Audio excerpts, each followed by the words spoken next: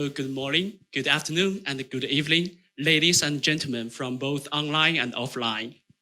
Welcome to Mindray HemaTalk Italy Global Live Event 2022. Welcome. So my name, okay. Yeah, I need some applause. So my name is Mark. I'm from the International Sales and Marketing Department of Mindray. So it is my great honor today to meet every one of you face to face here because of the special pandemic of COVID-19. So please receive the greetings from Mindray. So today we are so glad to have Dr. Ramon Simon Lopez from our medical doctor, scientific research and medical affairs Mindray R&D to as our host today. So let's give a warm welcome to Dr. Ramon to give the opening speech. Let's welcome.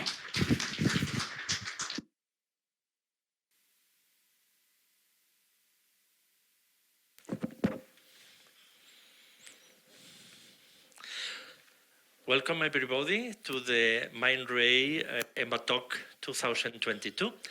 It is our pleasure to have you, all of you here, but also many people that is connected online, including the research and the group from Mindray with Mr. Huang Qi and Mr. Jian Tao Di and all the research group. That is very important because, as you will see, for us, what we call VOC, the voice of the customers, is our motivation to do something that has sense for you, for your practice, for your routine, and for scientific research. That is our goal. For this reason, today we will have the opportunity to share our needs and our opinions with the research and development of Mindray. Today we are very honored to have very important people. I will announce them one by one. The first one will be Dr. Cinzia Tavano. She is a clinical pathology physician, Department of Laboratory Medicine in San Andrea Hospital, Vercelli, Italy. She's focused in laboratory hematology, clinical biochemistry, microbiology, diagnosis of prosthetic joint infections, and is an adjunct professor of clinical laboratory methodologies in Piemonte Orientale University of Vercelli. I am very pleased to give you the floor, Dr. Tavano.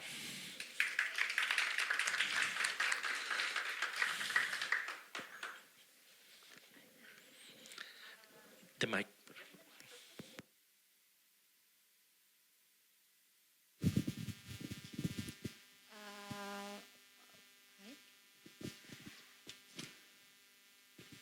Good afternoon, everybody. I'm Dr. Cinzia Tavano from Vercelli Hospital. Today I'm talking about the benefit of automation, and I'll show a little academic case study with the Mindray solution. First of all, I would like to explain a little about our territory. I work in the public hospital of the Vercelli province, which consists only of 170,000 inhabitants, but has a very large territory that goes from the Po Valley to the Alps in the north. So we have two hospitals. The main hospital is the Hospital of Vercelli. The other hospital is in the northern part near the Alps and is the Hospital of Borgo Sesia. Also, we have 5 clinics for blood sampling in the territory and many blood sampling points all along the territory. We perform 220,000 CBC samples per year, 40% of which are from outpatients and 36% of them are samples from emergency, so ER or the hospital wards in emergency settings. Before installing the Mindray CAL solution, we used to have Siemens Salvia. So our impression is of having many advantages, but also some disadvantages from this instrumentation, because we had the Senior experience of a very large literature experience and so on. We had a system based on functional classification on peroxidase activity and nuclear density, and we had the possibility to use the PANDA classification that is especially useful to detect acute promyelocytic leukemia. And also we had the red cell optical analysis for every sample. Anyway, Siemens Salvia has also disadvantages because there's a possibility to have patients with peroxidase deficit, so in which the peroxidase analysis doesn't work. We had the case of false NRBCs that are very important, especially on low counts. False basophil in case of large cells or blasts that interfere with the vasograph. And we had very little software analysis because they have only 2 or 3 alarms and not a very complex set of rules, for example. So we installed the Mindray solutions in 2020, and we had different solutions for both hospitals. In Vercelli, we have an automatic loader CAL 8000 with a corner module, 2 BC-700 plus analyzers, and an automated slider and stainer associated with digital microscope of Vision EMA.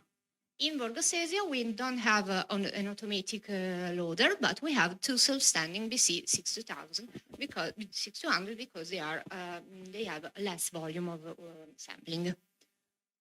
Okay. The first part of our work is during the installation, we had a comparison test. So I compared over 600 tests performed both with Siemens Sadvia and Mindray instruments, and I obtained a correlation over 99% for WBC and hemoglobin. Also, we had an education program for doctors and technicians, and after 2 months after the installation, we had the instrument shipped. The installation was completed in March 2021 with the installation of digital microscope. The advantages of Mindray CAL solution consist especially on the possibility to customize the software. For example, you can set the units of measurement that we use in the report. We can customize the reference range. So we can set different complete CBCs. We can have the CBC of a child, the CBC of newborns, the CBC of fertile women with lower hemoglobin as compared to men, for example, and so on. So we can customize all those parameters, setting the lower and upper limits for each parameter. Then we have the rule 3, that consists on many levels of control, starting from the abnormalities on the sample, then the critical values, parameters, and flag parameters that consist of numbers that are that give the flag immediately, like anemia, for example, or morphological analysis, like the alarm abnormal blast or blast cell, and so on. Then we have a delta check on normal samples. I wanted to use a delta check on normal samples in order to avoid loss vision of samples with variations in a short period of time, and also to detect misclassification of the patient, for example. Also, there is the possibility to set the delta check on abnormal sample. I didn't set that. And clinical exceptions. For example, in some emergency setting, you may choose to not perform the smears from the ER. In my case, I didn't set it because I preferred to have anyway a slide performed on the sample when it's fresh to avoid the deterioration of the sample. Then we have rules for manual revision and rules for repetition with the reticulocyte channel, and rules for blood smearing. In the rule customization, we can set the rules choosing the parameter we want to set, the alarm, and also we can set a delta check. So we can set that if the CBC is the same as the previous one in a short period of time, we don't have to perform repeated smears, for example.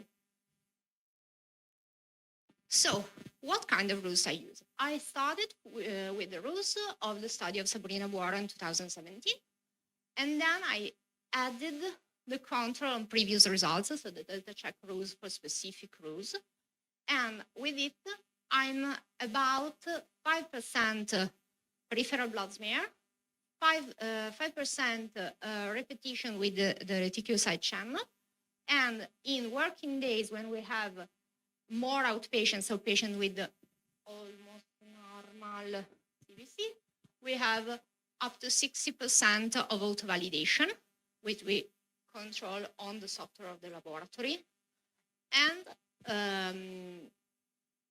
the rest on manual revision. This proportion is inverted during the weekends when we don't have outpatients. So I'm just saying obvious things just to facilitate my next work. So in the diff scattergram, we divide lymphocyte, monocyte, neutrophils, eosinophil. Here we have platelets and fragments of RBCs and so on. But we have also other population, like the HFC, cells with high fluorescence, that can be a reactive lymphocyte, it can be plasma cells, that can be blasts even. And we have the immature granulocytes. Immature granulocytes are exactly over the neutrophil population, and the higher they hide, the more immature the cells are. In the WNB scattergram, we have the count of WBC, the detection of NRBCs, which is very precise because there is a specific fluorescent stain, and the basophil count. In the reticulocyte channel, we had some information to the normal count of RBCs and platelets, which is in impedance method. So with impedance method, we have RBCs counted and measured for the volume, and platelets the same. With the reticulocyte channel, we have also the optical count. So we have the optical analysis, very similar to the Siemens-Advia, with an evaluation of the volume, but also of the content of hemoglobin for the red blood cells.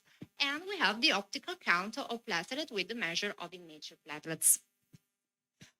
So let's start a little series of cases in which we have to detect if the sample has something that is not correct. For example, when we have a clot, we have a non-shootable sample. Anyway, while with Siemens-Advia, when we had a clot, the instrument got stuck. With Mindray instruments, the clot is dissolved. Very useful to not have the instrument stuck, but there will be anyway an analysis. So we have to detect if the analysis is not correct. So for example, of course, we should always check for clots before putting the samples on the machine, but sometimes it can go inside together with the other samples, or there may be very little clots, for example. And so what we can have, if we are lucky, a failed reading. With a failed reading, the first thing I do is look at if there is a clot or very little volume in the sample. But we can have also a reading with partially low, very, very low platelet count. So repeating with the reticulocyte channel, I probably have a different count because the clot is dissolved. And so there is another alarm to think about the clots. For RBC agglutination, we are all used to heat the sample, of course, but when we use the reticulocyte channel, we have the optical count of RBCs, and we have a more precise count. Of course, if we heat the sample, we obtain a correct count, and we avoid this graph that looks like a roller coaster or something like this. But in some cases, RBC agglutination may be caused also by other kind of antibodies, which are active, for example, at body temperature. And so the graph will be the same even after the countings, even after eating sample. And the optical RBC count will be the only solution that we have to have a correct RBC count. In this case, I used to report anyway that there is RBC agglutination in the sample. Recognizing when the sample is wrong is very interesting in case of lipemia, because for mild lipemia we have an alarm. We have no interference, we have the lipid particle alarm, but also the possibility of visualizing this snake-like artifact in the bottom of the leaf scattergram. Anyway, with severe lipemia, and by severe I mean this kind of severe lipemia, which is quite common if you have cases of familial hypertriglyceridemia, for example. In this case, we have interference with the hemoglobin measure that is higher than normal, and we have the possibility to not distinguish the lymphocyte and monocyte population. In this case, we don't have many solutions. Of course, for the differential count, we'll have to smear. For the hemoglobin dosage, we can try with the blood gas analysis, for example, and then to calculate manually. But probably there would be a solution with the ERP channel, maybe, that is very similar to the second count of hemoglobin in the Siemens Salvia, for example. Here I present you a case of a mother and son. Mother and son have samples collected on the same day. They both are affected by familial hypertriglyceridemia. While the mother has over 2,000 milligrams per deciliter of triglyceride, we have a complete fusion of the lymphocyte and monocyte counts. The son, that has half triglycerides than the mother, has correctly divided clouds, but as you see, they are stuck together. So there is a beginning of interference. Probably there is a sort of threshold to be determined, of course. Another possibility is to receive samples that have not been correctly treated, that have been collected by a port, that have been forgotten some way, for example, something that we would never meet, but we generally used to. And so how to recognize them? Well, for example, for old samples, we have a strange graph that is more similar to the controls than to a normal sample. But if we turn the graph, we see that the forward scatter is completely lost. And so we have a suggestion what the sample can be altered. For a sample collected from a port, we discovered it. We asked for a new sample, and you see the difference. It was an oncology sample if you were asking why this graph is so ugly. Okay. To distinguish hemolyzed samples, which are unshootable, from hemolytic disease, for example, which is an emergency, the possibility, of course, is the smear, because there will be always an end with a smear in these cases. But if we look at the graphs of the optical count, we have a different presentation. In hemolytic disease, we don't have the ghosts. We have fragments or microspherocytes. And so we have a second population completely different from the first one. In case of hemolyzed sample, we have a sort of a shadow. And then we come to hematological malignancies, for example, chronic lymphocytic leukemia. As you can see, in every case, I chose a case with different WBC counts. We have different graphs, but they all have the same sort of shape, in which the lymphocytes are sort of pear-shaped with a larger bottom and a little inclined toward the monocytes. In chronic myeloid leukemia, independently from the WBC count, which can be also very high, we have that sort of representation with many spikes, like Milan Cathedral. When I see something like this, even if the sample was over 400,000 cells per microliter, I understood immediately that it was not acute myeloid leukemia, for example. Also, in acute myeloid leukemia, we have the candle flame shape. And it is generally put over the monocyte cloud, a little bit on the left, a little bit on the right. It depends on the type of leukemia, but of course that would be further studied to understand. But anyway, this kind of presentation is available also with low WBC counts. A non-neoplastic condition is glandular fever, mononucleosis. We have, in this case, we have literature about it, the work of Dr. La Gioia, but we have the connection between the lymphocyte population and the HFC. And this shape is sort of inclined and it gets together the two clouds. Also, when we turn the graph, we observe a second lymphocyte population with a reduced forward scatter because the apoptotic lymphocytes of mononucleosis have a reduced dimensions. Peculiar graph presentation, for example, here we have how to differentiate when we have a high fluorescent cell signal, for example,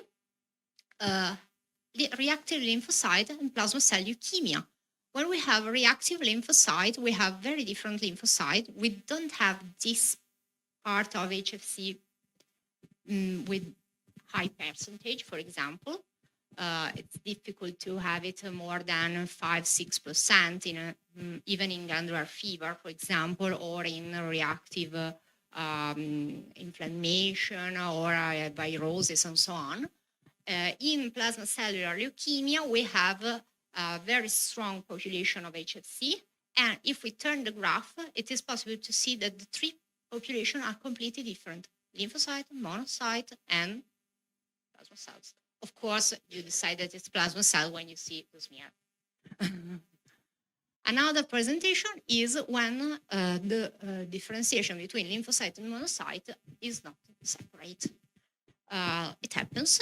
It's one of the most frequent abnormalities, but in some cases, we have a more abnormal presentation. For example, here we have an artifact. Here we have the two clouds that are united by the bottom.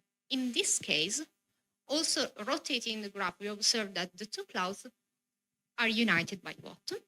And observing at the microscope, we observe that there are no monocytes, but yeah, we have normal and peri-lymphocytes. So the so-called monocytes indeed are pericell leukemia. After all these inventions I've shown to you, after all these cases, we can have a standard. We might have a standard, for example, using a sort of method to standardize. In this case, I use a visual method because I didn't have anything else. I tried to draw lines that define the limits of lymphocyte and monocyte population and draw the lines with different colors when we have pathological samples. This kind of CPD analysis, very rudimental, is as higher sensitive than instrumental analysis such as abnormal blasts or blood cells because it works also on very low WBC counts. And so it may be very useful, especially to be used in emergency settings. And ways to improve it may be using graduated axes, the possibility to set the rules on CPD analysis or expert suggestions, for example, and in the end, the graph pathology correlation. I will explain it better in ICLH in a poster, and anyway, it's a preliminary study, of course. So, what is my take-home message after all this presentation? That we can use parameters and flags, we can use revision rules, we can have the help of three-dimensional scattergrams, we have digital microscopy for preclassification. Maybe one day, maybe not so far, we'll have a CPD analysis, but in the end, it's still to us to use our brain and solve the puzzle. So thank you all for listening. And special thanks to my co-operators, especially Dr. Alessia Frigeri, which is my resident trainee biologist. Some of you have met her this morning. She's very good, and she has a poster in ICH. Thank you all.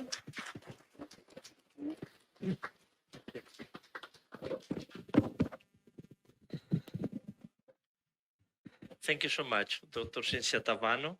It was really a great presentation, and I agree fully with you to see the scatter plots like a microscope.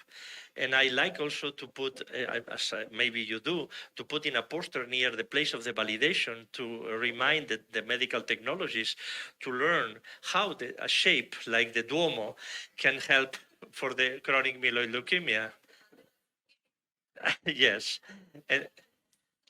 And this is really very useful. Of course, with CellPD, we will try to do it that mathematically and to have cutoffs, but it's great, your presentation, because sometimes some cases like hairy cell leukemia have normal leukocytes, or promyelocytic leukemia, 7,000 leukocytes. And the flags, of course, every leukemia is different. Now we know why, because the genes are different in the same leukemia and the same type of leukemia. And for this reason, thank you so much for this collection of experience.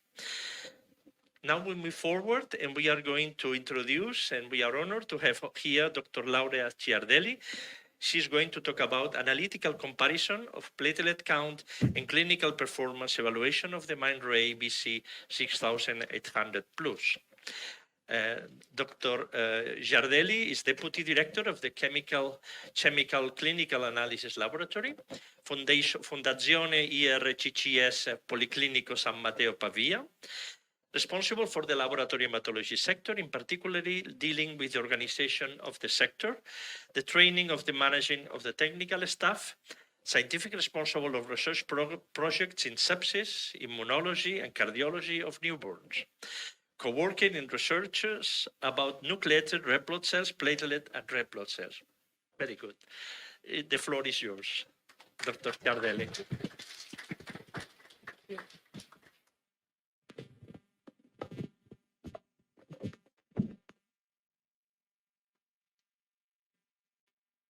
Okay, thank you very much for the invite. And so I will speak to you about my experience with the Mindray Analyzer. That is not my former technology. I had this analyzer for some few years ago, for some months, for an evaluation, because till now my former technology is Beckman-Coulter technology. But I must say that in the next few weeks we have an Mindray Analyzer. We will have 4 Mindray Analyzer, because we work 20 hours for 7 days. And we usually in the morning perform almost 1,000 sample blood. And usually a lot are urgent. From emergency, because we have 4 intensive care units. We have 4 emergency adult obstetric and pediatric emergency. And then we have a big hematology, a big oncohematology, and intensive care unit department. So we must always work in urgent. Okay, now in this presentation, I will speak with you about my experience. And the topics of my speech are this one that I have listed in the slide. I report some results about a multicentric evaluation of analytical performances of platelet and derived index that I have performed with the Italian group of laboratory hematology, as an Italian scientific society. And I have focalized during those 3 months my attention on IPF, reticulated platelets, in healthy full-term neonates and preterm neonates. And then I will show you some particular clinical cases from a laboratory point of view, of course. Now, this was the study group. I am a member of this group, and we have performed a multicentric evaluation on platelets and derived index. And we have evaluated within running precision, expressed NPLT-CV, and the standard deviation according to ICSH guidelines. then carryover and sample stability in normal subject, 10 volunteers, and in 20 sample of patients with platelet quantitative and or morphological disorders. I report the result obtained on the three analyzers that I had in the period in my lab. The main technology, Beckman-Coulter, XN1000 that I had for 3 weeks for an evaluation, and the Mindray analyzer. First, within running precision. The check of within running precision must be performed on sample with different platelet count, and each sample must be repeated 10 times. And the protocol forecasts 4 samples with low and very low platelet count, 3 samples with normal platelet count, and 1 sample with a very high platelet count. In this slide, I report to you the result for within run CV for impedance count. So I report the 3 analyzers, and you can see that for low platelet number, Beckman-Coulter analyzer has the best CV, but when platelet count rise, the CV are quite similar for the 3 analyzers. But for my experience, because I have Beckman-Coulter technology almost 10 years, yeah? When you have a very low platelet number, not always the impedance count is correct. But with Beckman-Coulter, we have no chance. And for this reason, I have in my laboratory also an ADVIA 2120 as second level technology. So in this other slide, I show you the result about within run CV for optical count. So Beckman-Coulter is not present. And you can see that Mindray technology has really a best CV respect to both optical and fluorescent Sysmex technology. And is really better. And this is maybe because Mindray analyzer give an extended time count when platelets are very low. But we know that platelets are not a homogeneous population. In fact, they are different in size, and the optical technology often reduce the limitation that exists when impedance count, when you have only an impedance method.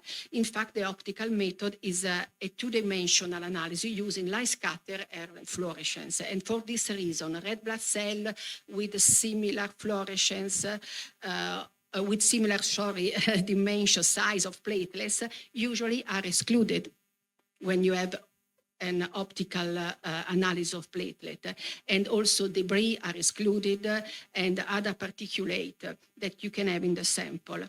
And also the result of the Italian multicentric study on platelet parameter confirmed that analyze with optical method have better performances respect the one with all impedantiometric method for platelet analysis. And in fact, they have low limit of quantification and better within running precision. Carryover is the degree of contamination of one sample by the sample previously analyzed, and the protocol forecast 3 samples with platelet count measured than 600 that must be collecting 3 different days. Each sample has been analyzed 3 consecutive times, followed by diluent 3 consecutive times. Then this procedure has been repeated 3 times for each sample. And this one is the formula that we have used to calculate carryover. In the next slide, I report to you the carryover of the 3 analyzers. First, target for carryover is less than 0.05%, and you can see that Mindray analyzer has no carryover. And this is the same result for Sysmex technology, but this is not true for the Ep8 Beckman-Coulter, because for all the 3 samples show a result exceeding target for carryover. and this is so. And sample stability. We have performed sample stability on 20 samples of patients with platelet quantitative and or morphological disorder. And the condition were two, at room temperature at 4 degrees at a different time point. And you can see the comparison between median values of each time point with all the others doesn't show any statistical significant difference. And the same result for the sample obtained from 10 volunteers. And this is the paper that the member of the Italian study group on laboratory medicine have produced, and this paper reports the result on all the analyzer present on the market for blood count sample. Then I have focalized my attention on reticulated platelets. A short history about them. Young or reticulated platelets were first described in 1969 in dogs after acute blood loss. Reticulated platelet contains some residual of messenger RNA, which is rapidly degraded after platelet release into the circulation. And the first procedure to detect IPF was manual, was using microscope, using a supravital dye staining and oil via oil immersion. But the manual method is not precise, is time-consuming, and is prone to intracellular error because of non-specific labeling. So in 1919, this manual method has largely been superseded by flow cytometric using a fluorescent dye. But we all know that a flow cytometry needs a dedicated staff. And in the early 90s, it appeared the first available full automated method, R3000, dedicated to reticulocyte analysis, developed by TOA Medical, later Sysmex. And this analyzer uses urmin O as fluorescent RNA dye and an argon laser, and plotting for light scatter versus fluorescence. This automated measurement later was integrated into Sysmex analyzers. The second analyzer capable of measuring reticulocyte platelet was Abbott Celdin Sapphire. Also for this analyzer, you have to perform reticulocyte analysis in advance to have reticulated platelets. Here you have a fluorescent dye excited by a laser.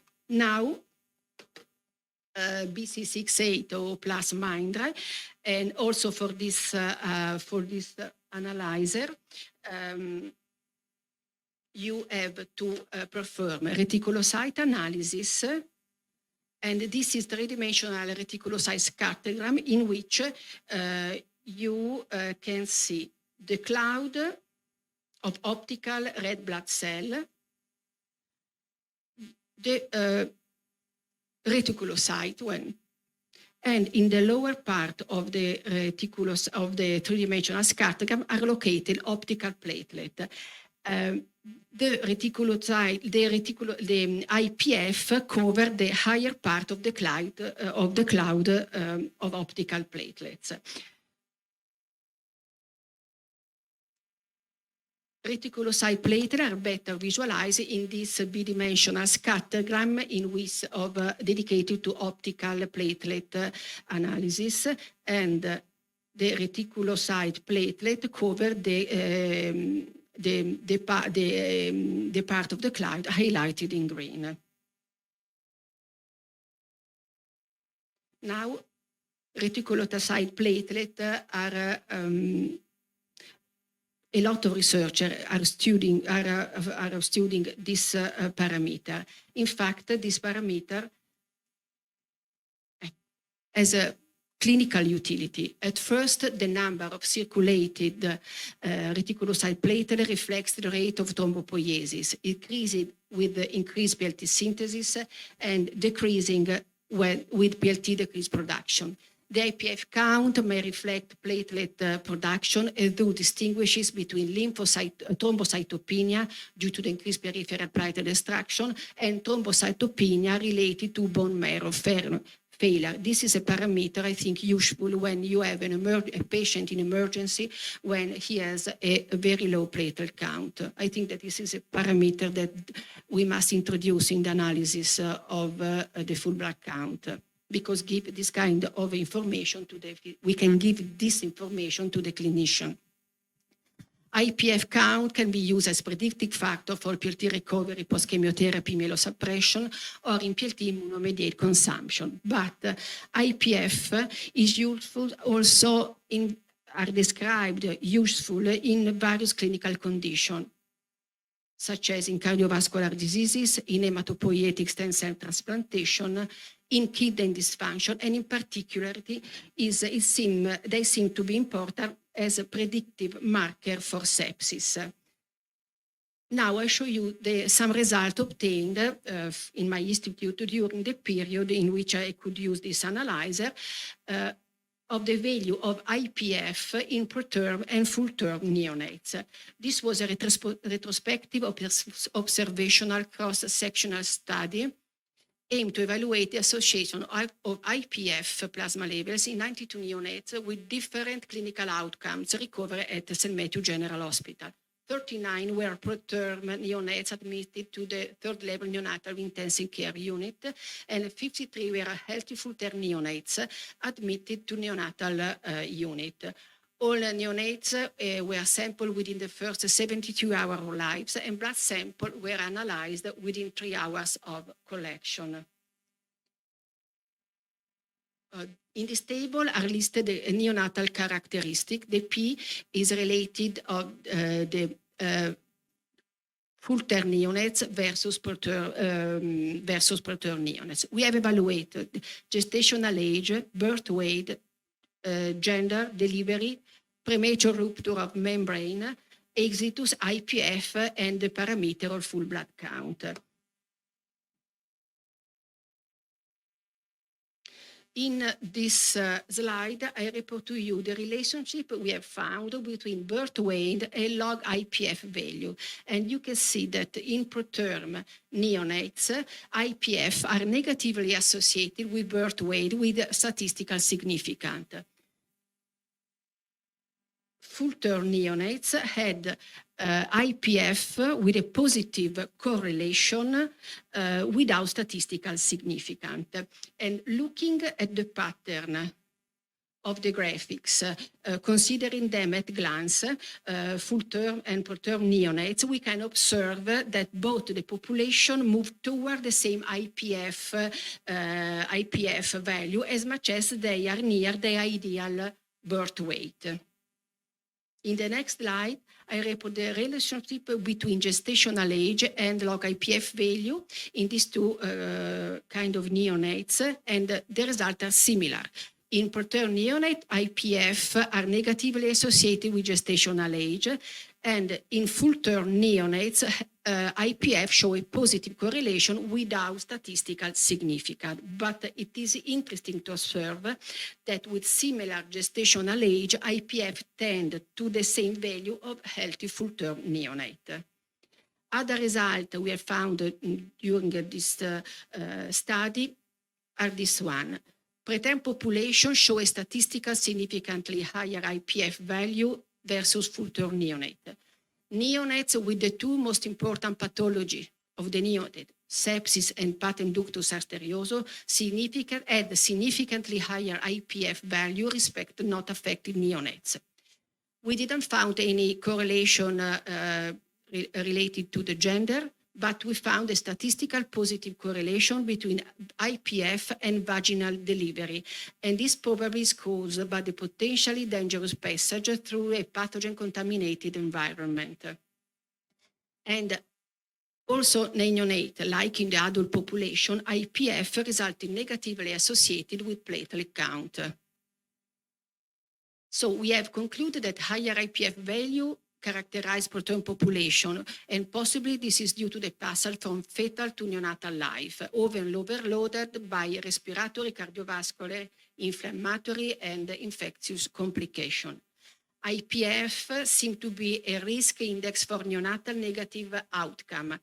In fact, they were significantly higher in infants who developed sepsis and PDA.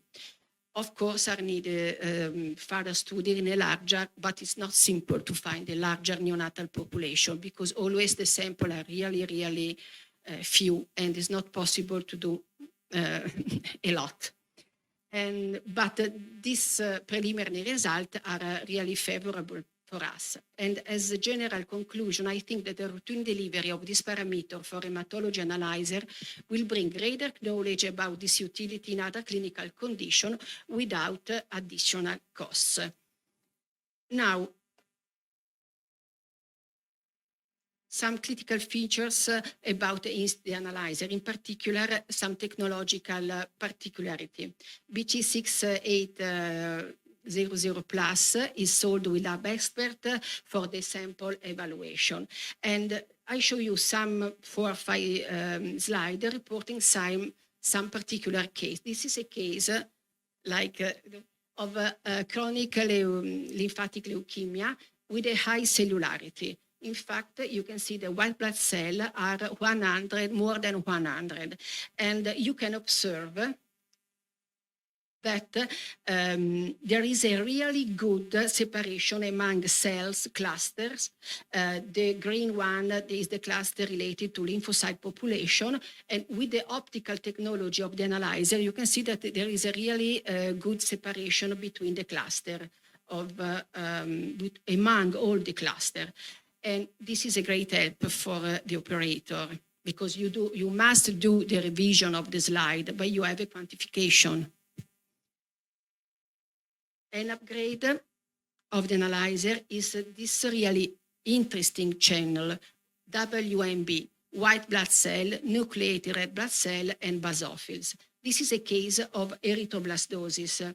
In fact, you can see that there are more than 100% of nucleated red blood cell.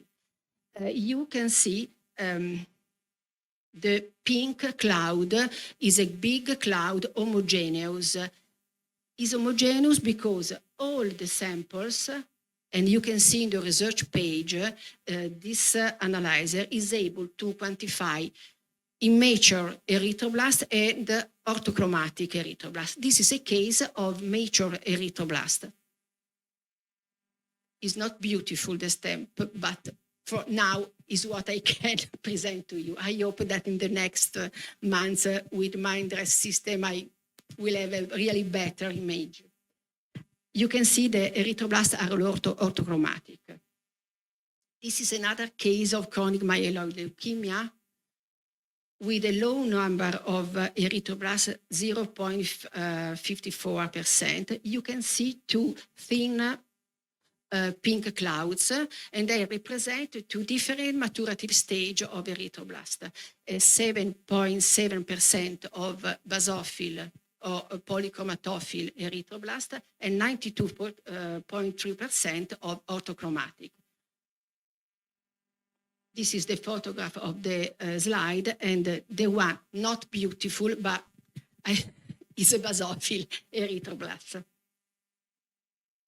And really useful, I think, opportunity that gives this channel is the quantification of basophil when they are present, because basophil, as I told Dr. S at first, are a difficult population, and usually the analyzer are not able to quantify this population. So we must always go to verify the population under microscope. That is the golden standard, always. But I think that this analyzer with this channel is able to give you a really correct quantification of this population. Okay. The channel is on the right part. WNB is the channel on the right part of the slide. And you can see that this yellow cloud is the cloud representing basophil population. This is a case with a high number of basophil, 19.4%. Okay. I had to evaluate under microscope this sample, and I counted 21% of basophil. I think that the correlation is really, really good. And the correlation is good also when you have few basophils, such in this case. You have only 4.6%, but you can see that the yellow cloud is beautiful, is well separated from the light blue cloud of white blood cell, and the quantification is really similar of the one that I have performed with under the microscope. And in this slide, on the right part of the slide, I show you the good correlation of the gold standard procedure, that the manual procedure to evaluate my basophil, and the count performed by Mindray Analyzer. Now, this is a really important, I think, as my doctor told before, the case of fragment schistocytes, because are an hematology emergency. The laboratory is the first diagnostic step for patient in emergency, and we must give to clinician the correct information, such in this case. I mean the case of fragments, schistocytes in the blood smear. The analyzer shows a lot of flags in this case: debris, red blood cell anomaly histograms, anisocytosis, and also PLT, abnormal histogram. And we must always look to the flags that give analyzer, because this is a great help for us to pass to the microscope review of the slide and give to the clinician the correct information. Okay. As you can see, look at the histogram of red blood cell and platelet.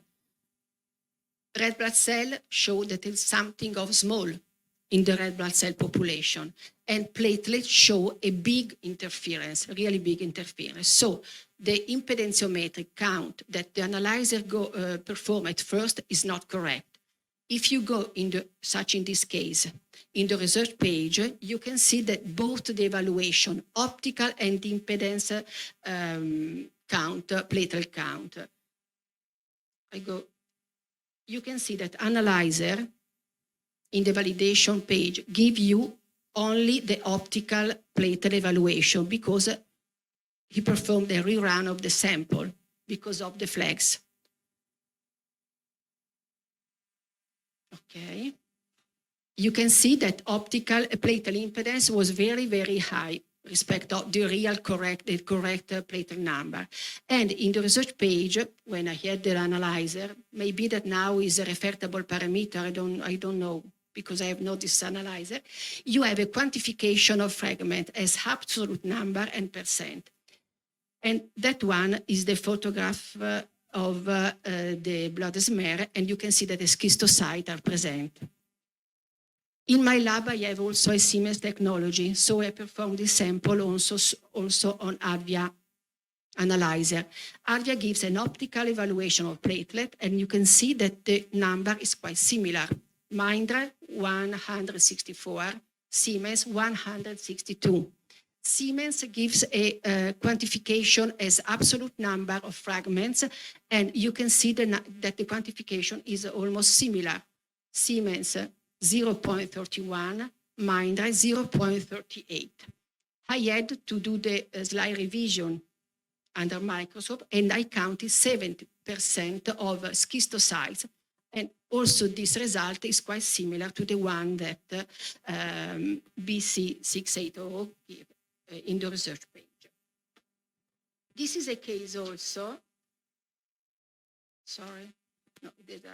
another really important, I think, opportunity that give this analyzer is the evaluation of the dimorphic red blood cell population. In fact, you can see the flags abnormal histogram of red blood cell, anisocytosis, and this is a case also of a severe piastrinopenia. You can see this is a normal sample, are the histograms of a normal sample. This is the histograms of this sample. You can see that there are two populations of red blood cell. And the analyzer is able not only to quantify the two populations, in this case, S are the normal population, and L is the larger population, but is able also to give you the volume of the two populations. Okay, and this is the photograph of the slide. Then, piastrinopenia, you can see that there is a commercial E. What means? Means that the analyzer has performed the extended count of 8 times for piastrinopenia. Now, the last slide is the case of hereditary spherocytosis. Also here a lot of flags. If you go in the research page, you have the quantification of hyperchromic red blood cell. This is the sample, this is a normal sample. And this is the photograph of the slide. So I think that the opportunity to have all this information from an analyzer is really useful for us.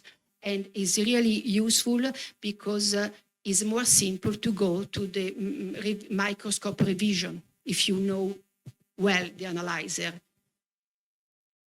Thank you for the attention.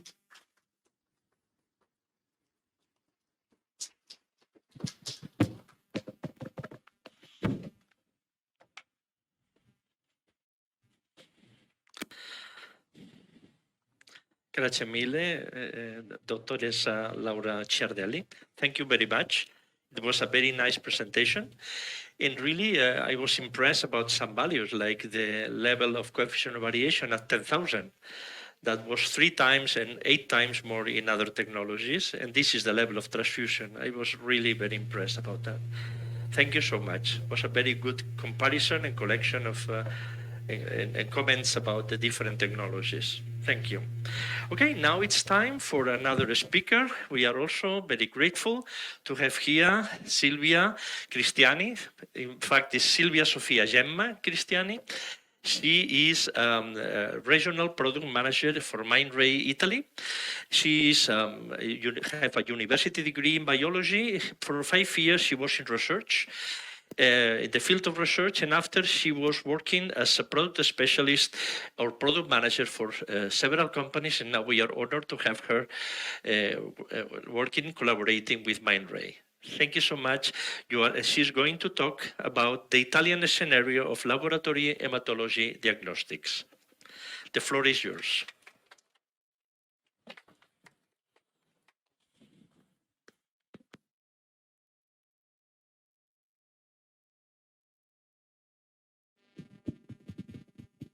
Hi, everybody. Thank you for the invitation and thank you for Dr. Lopez for your introduction.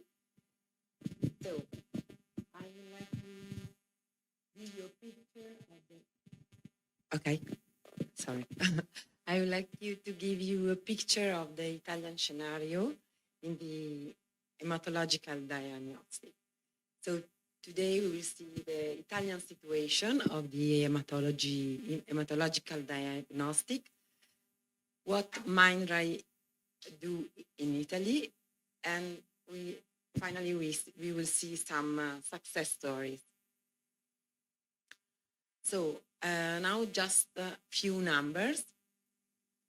In Italy we have 571 public hospitals, 477 private hospitals, 3 chain labs that includes more than 250 labs, and this number is increasing.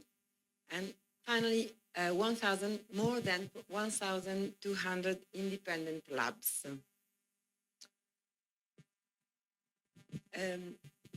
The public market, in the public market, we have around 170 large hospitals. It means the hospitals that perform more than 600 samples per day. And this kind of hospital are academic and university hospitals and general or central hospital, usually hub hospital. We have 253 medium hospital. It means that perform from 200 to 600 tests per day. And these are usually general and district hospital. And finally, 148 small hospital. It means hospital that perform less than 200 tests per day. And in this case, we are speaking about spoke and small district hospitals. In the private market, we have 10 large hospitals that perform more than 800 tests per day. And the big chain private lab and the big private hospital.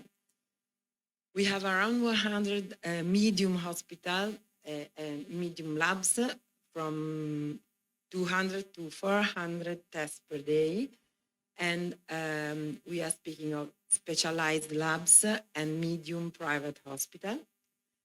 And more than 1,500 small labs.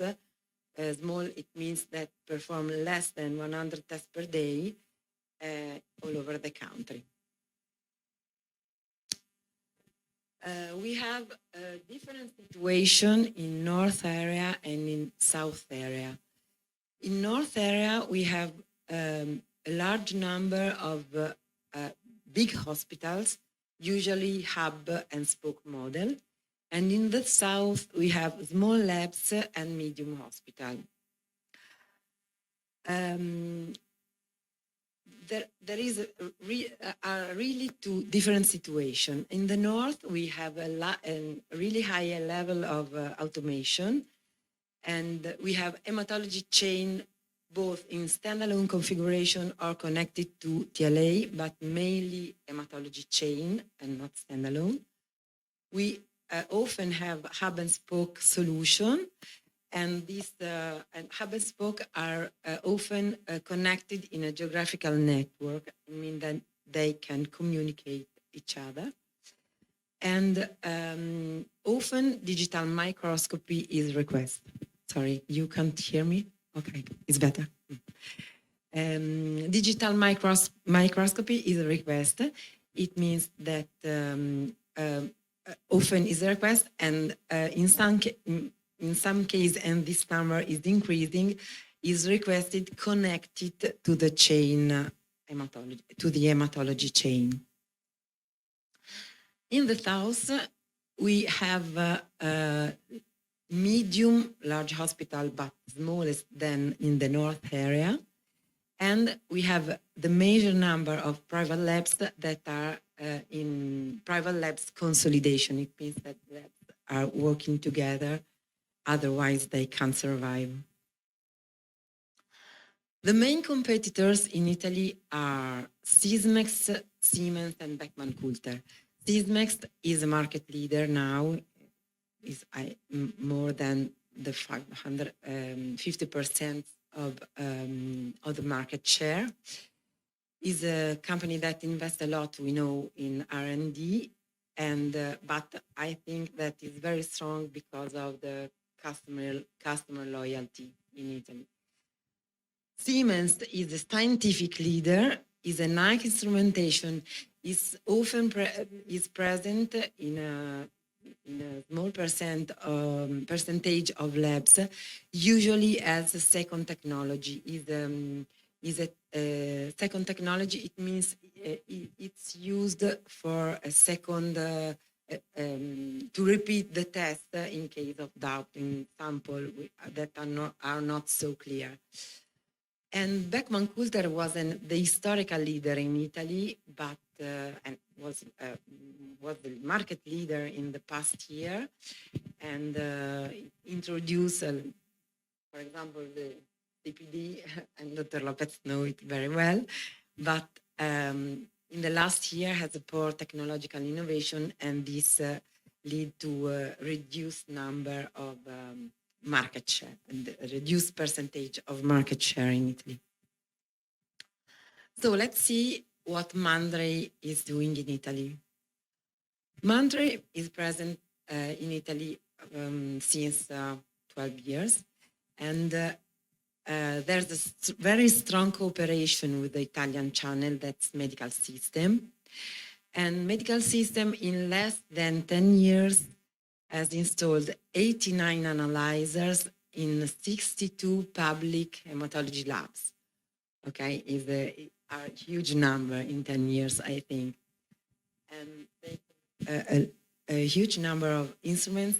You can see 52 BC-700, 37 BC-6800, 11 SC-120, 5 CAL-6000, and 9 CAL-8000 already installed, and more than 350 installations in private labs.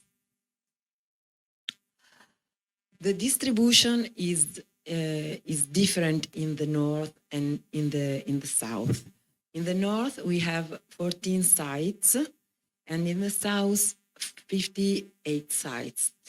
This is mainly due to the way that public tenders are conducted in the north and in the south. Many public tenders, especially in the north, are include the entire province or region, and in this way, many hospitals are involved. And for this reason, the number of public tenders is constantly decreasing, while the duration increases. They prolong the time of the duration of the tender, and so we have less possibility to participate. Now I want to show you some examples of stories, of success stories that a medical system and Mindray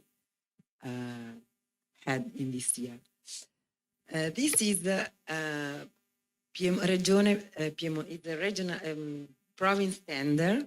An example of province tender is Piemonte Quadrante Nord-Ovest. It means the hospital that this morning you visited, and include 4 different provinces: Novara, Vercelli, Biella, and Verbania, with little spokes. Borgomanero is with Novara, Borgosesia with Vercelli, and Domodossola and Verbania together. As you can see, a lot of instruments installed, and this is a very, very, very, very great and great win. Another example in the center of Italy is Policlinico Tor Vergata. Policlinico Tor Vergata has the second university in Rome. It's a very famous university in Italy, and the lab director is Professor Sergio Bernardini. That's a very important QOL in the Italian scenario. He's chief of Emerging Technology Division of IFCC, past president of CBIOC, that's the Italian Society of Biochemistry. And in his lab, we will install the next weeks CAL 8000 with SC 120. The third example in the south area. This is an example of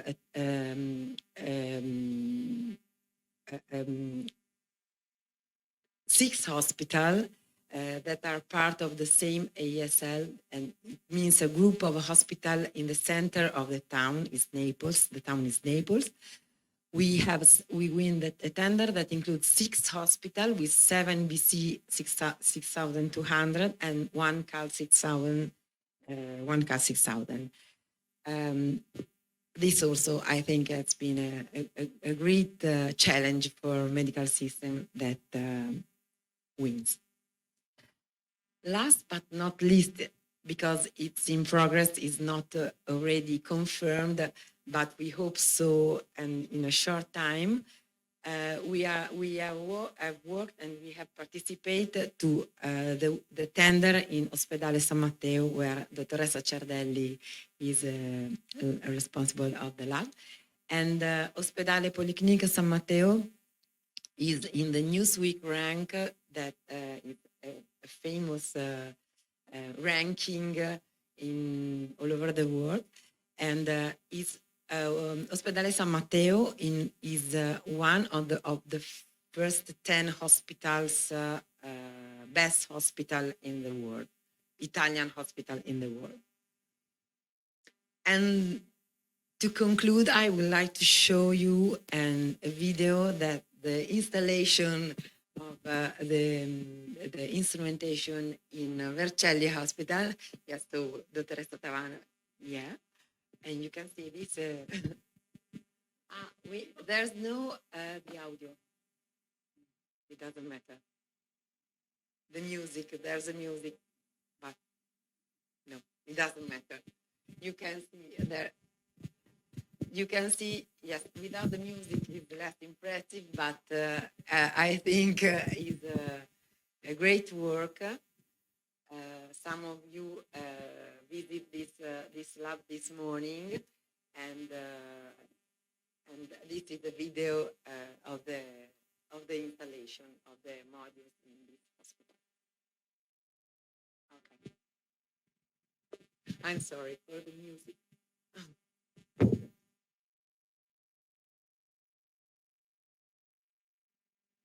Okay.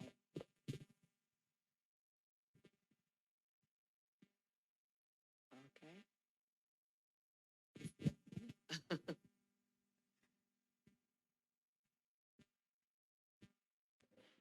It was a surprise for Dottoressa Tavano.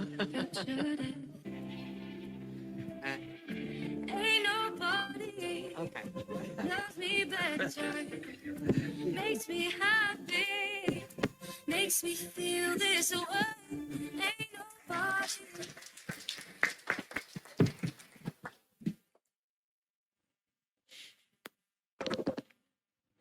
Grazie. Grazie mille, Silvia.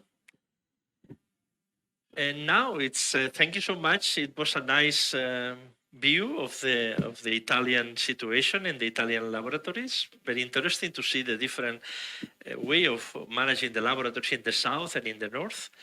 Not only the food and the characters. I will not say who is better. Okay, but it was very interesting to see the differences in the country. Thank you so much. And now it's time for a break. But please keep the people that is online excited, because after that it comes Dr. Claudia Siqueira Filho that will do a very good presentation about quality technical improvements in a big laboratory.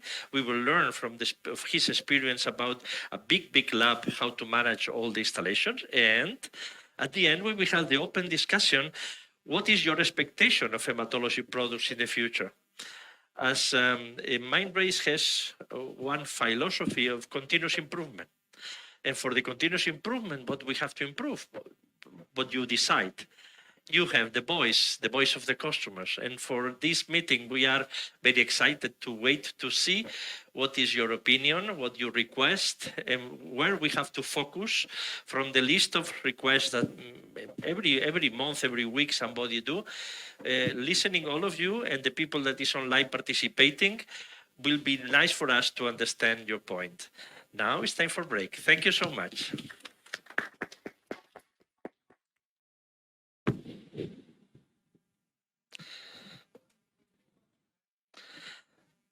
Okay, welcome back to the meeting. We are going to continue this program with Dr. Claudio Siqueira Filho, that he will talk about challenge to work with quality and technical improvements in a big lab. Dr. Claudio Siqueira is head of hematology division in DASA Group. He has a master in clinical medicine from the Federal University of Rio de Janeiro, specialist in hematology by the Brazilian Society of Clinical Pathology, professor of hematology at the postgraduate course in intensive therapy at MIB, member of the International Hemostasis and Thrombosis Society and the World Federation of Hemophilia, hematologists at Hospital da Lagoa RJ.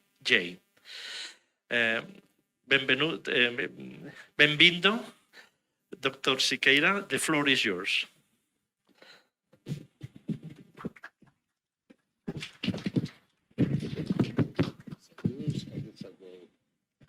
Yeah. Bueno, parlo piccolo italiano, pero a mí tengo que decir grazie mille per la invitación de estar acá con ustedes. Muchas gracias. Bueno, vamos a hablar en inglés porque es más fácil para nosotros todos. Excuse me, I changed. This is Spanish, okay. Oh, sorry for that. Well, anyway, I'll tell you a story about something about 30 years. I started in DASA when I was just graduate, 1973, and then I moved. I was at that time a hematologist. Then I moved to clinical pathology because my boss said to me, Claudio, listen, a hematology should be and must be at the lab to understand hematology better than the others. And then I start in clinical pathology, and today I left hematology, not lymphomas anymore, not leukemia anymore. I work only in clinical pathology and research. So this is the story, also the story of my life, at least, quite comparable, because from 1973 up to now, we work all the time involving in hematology and research.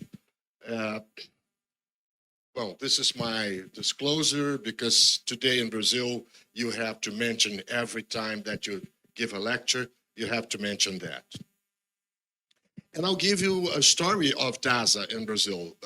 I think many of you know something about DASA, but the vast majority doesn't know what is DASA in Brazil. We start in a very small lab, as you could probably have here in Italy, stories like we have in Brazil. And our group from that time today, were step by step, we understood at that time that it's very difficult to be small. Prices are very high, difficult to manage improvements, the equipments and everything. And we have our society in Brazil that decided that probably would be working together is better than working step by step alone each other. And it's interesting because the clinical pathology doctor is the only one that understands something about financial, something about decisions, and something about bureaucracy. Because if you want, any one of you have an owner here and you buy a different equipment that doesn't work together, your boss would say to you, come on, you have to understand how much is the equipment. And I have some questions about this. How much is the equipment? How perform the equipment for our lab, and was the relation of benefit of this equipment to us. And I just saw many manufacturers mentioned here, and probably it happens the same as in Brazil. There's a lot of manufacturers trying to push equipment to us, and we decide about, let's say, 8 years ago that doctors cannot decide it alone. So today I sit in the table with financial people, administrative people, lawyers, and also any other technician, because as a head division, I could understand that I have a good equipment, but my technicians could say to me, no, boss, this is not working with us, or this is not good to us. We happened this about 2 years ago when we have to decide Mindray against 5 American producers or manufacturers. And it's difficult because the pressure in Brazil comes all the time from US. And the first equipment or the first doctor that decide that Mindray is better than Abbott or Roche or whatever was DASA. And we decide this. We're very happy to decide because we saw that step by step. For example, there was a joke I said to Mindray, listen, I want 2 Chinese here. 24 hours because I don't understand. I was trying to make 200 samples every hour. So I decided to have 2 engineers. And Mindray said, okay. And the other day I said, listen, you said to me 2 engineers, but there's only 1. And then one of the Mindray said, listen, because we are Chinese, we're from Brazilians, we seems the same, the same people, the same person. I said, oh, sorry, because they are quite similar. To us, they are similar. To them, we are not this. So anyway, so this is a story of 30 years. We start in the south and southeast Brazil, and we have many synergies with many other labs. And this, I saw something here about Italy. It's really the same situation. It's difficult. We have some different labs from the north. In the southeast, we have São Paulo. It's more rich population. It's more people around São Paulo. We have a city with 22,000 inhabitants, so it's very, very condensed. And also, for example, I have to discuss here opportunities to expand. In a few years ago, I would say I decided. Today, I'm not deciding anymore because financial people could say, let's make a study about how many inhabitants, what is the age of the inhabitants, what is the performing of the equipment, how many patients we will have on a certain day. So I don't have anymore the final decision, which is good for one side, because I'm not the only responsible for success or failure of the equipment. And I was against it, but today I understand that we have to work together, lawyers and everyone. So this is our distribution in Brazil. Now we are in Argentina already, also in Uruguay. We have 310 millions of samples every year. So it's, you can imagine, it's high. And also in Brazil, we have 90. Someone asked me how many collecting blood units you have. This is all over. We're just spreading because Amazon and the north, it's difficult. The logistic is difficult to us. Brazil is a continental country. And we have to understand that, for example, for a hemostasis sample, I have 4 hours to perform tests. And this is quality. This is something also that I learned. I think a few years ago, I was really upset about people from quality. They are very aggressive. And all the time that I used to do something with, for example, I'll give you a simple example. Once a guy from quality said to me, listen, your pipette is already fixed and it's okay. I said, yes, well, this is a German pipette and inspired blood or whatever. It's wonderful. And he said to me, what is wonderful for you? I said, listen, 10 times the same amount. So go ahead. And amount 21 or time 21, everything was wrong. So I decided to be very friendly with quality, because I never think about quality at least 10 years ago. I was all the time making things, and I usually criticize people from quality because they were all the time arguing me, saying, no, this is not good, this is not good. And I usually say, oh, I have a good equipment. How come? How do you know that your equipment is good? So I decided to be friendly with them, and this was very good to us, all of us in DASA. So this is our chemistry unit. Yeah, it's huge, no? Yeah. But from this picture, there's something very important for you to decide. For example, if you look for people here, we have, what is show the light? It's the white one. Yeah. Listen, there's someone here, and here, and let's say not more than 10, which means we are going definitely to something absolutely in automation. there's no doubt, no doubt. We have to be used to that because in a few moments you will be working on a lab like this. But we have everything controlled in this modules here, and I'll show you some software that we develop in DASA. We have control here, and we have control from CAP, which is College of American Pathology. We have a control, Brazilian control. We have a control from Australia, coming from Sonic. And there's no doubt that you should be in a few moments of your life with control or some authority that will control you. There's no doubt. This is another view. Everything here is automated. Everything here has a line. And this is something that you have to ask about yourself. What I want from my lab, what I want to be bigger. Because to be bigger, you should be strong. You should be well-knowledge to do that. Because if you don't, you'll be bigger for 1 or 2 months, and that's all.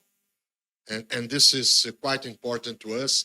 And this is a picture that I like very much. Because these are the guys who invented, I would say that, quota counter. I have 47-year graduate. So when I was young, not I'm an old man, when I was young, I start with these guys. These are the one who works. He was the engineer. And this one, he's laughing, he was a dreamer.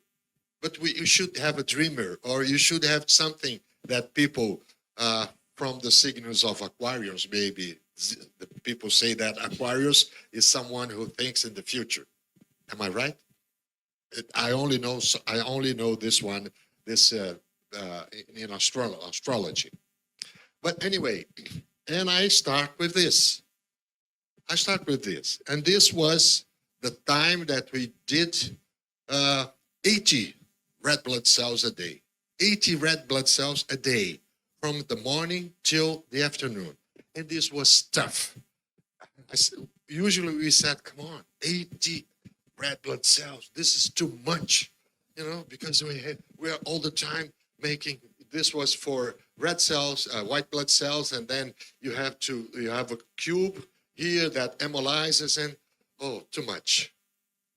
And this was an improvement. We have a hemoglobinometer, wonderful, and then we start from 80 a day to 150 because we have that equipment that aspirates every time, right? Aspiration. We have a hemoglobinometer, and we have this to counting cells. Wonderful. So, and then we start moving. DASA was improving, buying some other labs, and making some partners in Brazil. And this was the question that starts about 10 years ago. What I need from a new equipment, because at that time I decide everything alone. And then we start with sitting at the table with lawyers and everything that I said. What I need from a new equipment, because the lawyer said to me, listen, I don't know anything about equipment. I want to know from you what you expect from a good equipment. Second, does the manufacturer has a presence in my region? This is very important because if you buy something and these guys are from China and it's difficult to come here, so you have to be someone here in a local region that can understand you, that can answer you. And this is one of my biggest mistakes. I usually bought equipment for hemostasis. That's something I like more, hemostasis in the lab. And suddenly there was a guy from hematology coming from US, Canadian, or even from France. At that time, we have a lot of equipment from France. Once I bought an equipment from Italy. It was the first thromboelastometer that I have, called AVI. Was only one channel. I'll tell you a story about 40 years ago. You even was never born. Anyway, and be sure, you have to be sure that you should be a good contract. Because, as I told you, I asked Mindray, listen, I have to be with 2 guys 24 hours a day. And this is not a joke. oh, but we don't have this. This is the first time. Yes, so this is the first time for me too. Come on. And then there was 2 Chinese 24 hours a day. Was good for me? Yes. Was good for money? I was relaxed because people are doing whatever, something that I ask for. Another situation, validation. Today you have to validate everything. So it's difficult to buy an equipment that is difficult to validate. So I asked my technicians also, what do you think about this equipment? It's easy to manage, it's easy to perform, because sometimes we have papers with many informations about the equipment, but you have to realize that if the equipment is good for you, it's good for your hospital, it's good for your team. And that's the point, that every week or every two days a week, we have a meeting with the technicians. And they can tell anything they want to me, because it's sometimes, doctors belongs to a tribe, very difficult to manage. Doctors all the time, they usually say in French, ça montre à la tête, that doctors sometimes are very difficult to deal, because they think that lab, it's something different. It's someone that never goes to medicine because it was difficult to medicine, and then they go to dentistry, veterinary, or lab. And this is not a joke. And something very important for you is logistics, because if you have a hemostasis program with a bad logistics, no way, you have bad results, no doubt. And it's difficult to lie, because, for example, one of my problems that we had in Brazil is flying for companies that fly, because we have sometimes a sample that comes from Amazon to Rio de Janeiro or São Paulo. And if this is a hemostasis, it can't be more than 4 hours. So you have to be sure that your results coming from a patient, doesn't matter if it's a lupus anticoagulant or a dosage of factor 8, factor 9, it's in your hands in about 4 hours. No doubt. So, and then another situation that we had to decide, we invest a lot in the lab. That's why I need financial, that's why I need lawyers, that's why I need people helping me, because I don't understand about money itself. I understand about technical situations. And then we have, we had a step by step, we're going in a net promoter score, and we have, this is interesting, high quality breakfasts. Could be funny to understand. High quality breakfast, why? Because we have VIP people in Brazil that wants more care, that needs more privacy, I would say. And sometimes some patients, for leukemia, for example, they are ashamed to be in the lab with more than 100 people taking blood. They need something more private. They are ashamed about hematomas or whatever. So, and then we decide to have a small place, and we call it high quality breakfast, because we can take the patient there alone, only with the family, and we take the sample and we give him a breakfast. And this is important, because the relation between the patient and the lab was more and more, I would say, sympathetic. I don't know if it's the right word, but anyway, feel more relaxed. And then after many meetings, we decide to renew all the time medical team.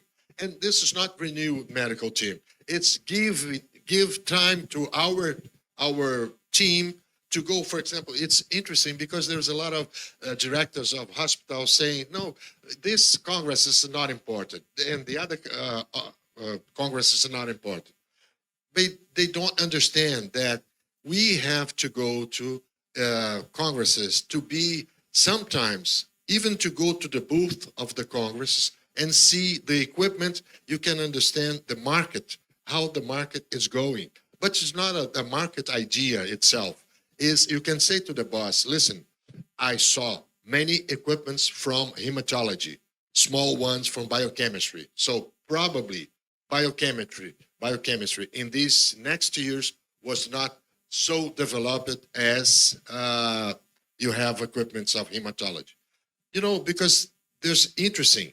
I worked for a company in Germany for a few years, and we decide what we have to do with our equipments, looking for what the doctors are asking for. So it goes the same way. Doctors had to go to the Congress to see, 1 week sometimes, 3 days sometimes, everything they are publishing, for example, in posters, in speeches, lectures, and everything. And you can come and say to your people, listen, I was in Germany, and there's a lot of congresses.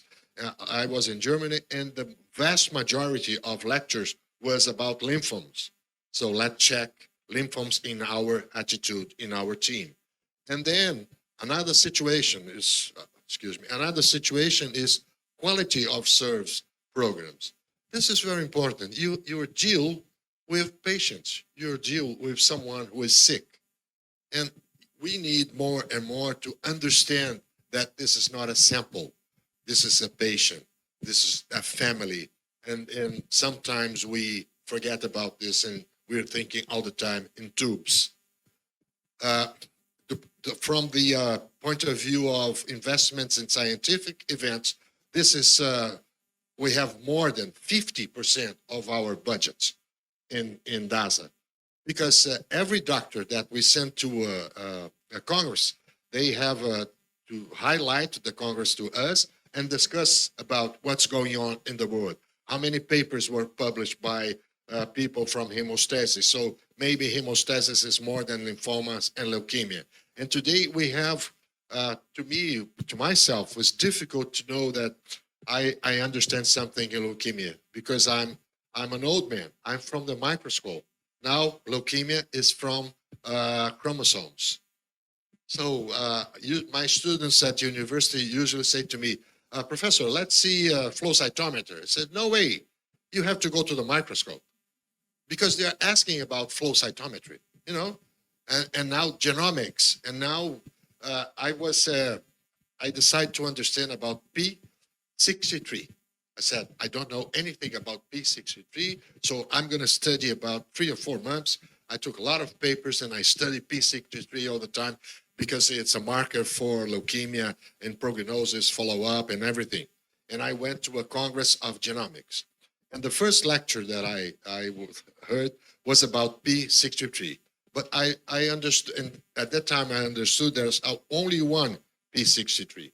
And I saw in the lecture more than 10. I said, well, again, I don't know anything about genetics. So the younger ones in my lab are responsible for genetics because it's too much. I have many things to study, and it's difficult to go step side by side with genetics. Another point is the business vision. Yeah? And we have to understand this because the doctors in the company, managers, financial situations, and I have to ask people, what should I do? What is your feeling about this? Do I have to, may I buy this equipment? It's expensive. It's a lot of money. Reagents are not from Brazil or from South America. It comes from US. So these are items that we have to discuss. See, this is our daily situation. We have 50,000 samples every day, okay?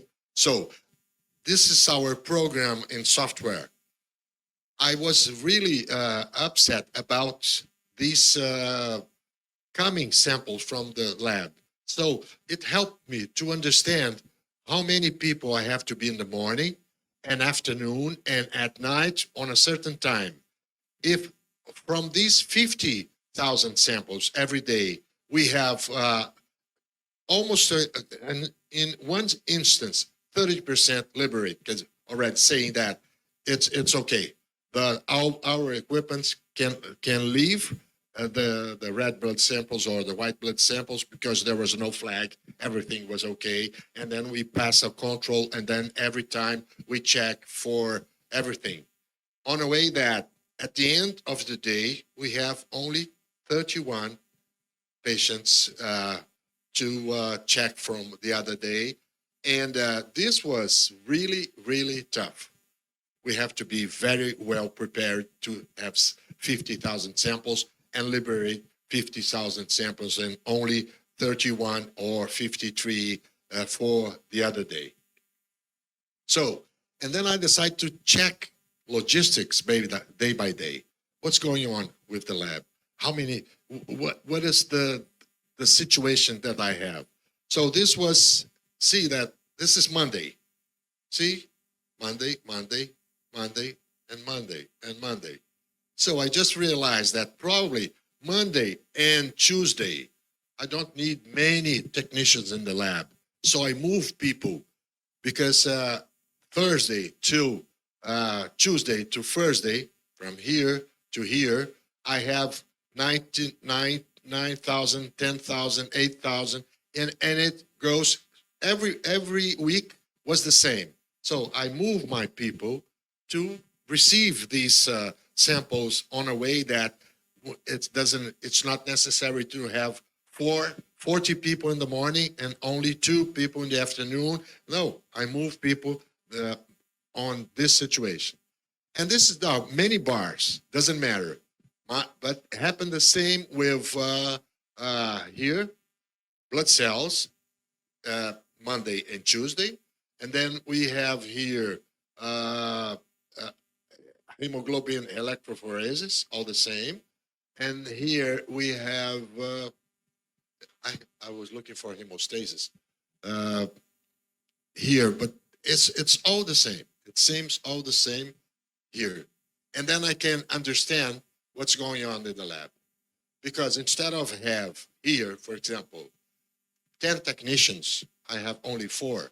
I move technicians for the afternoon, which I save money for my unit in this situation.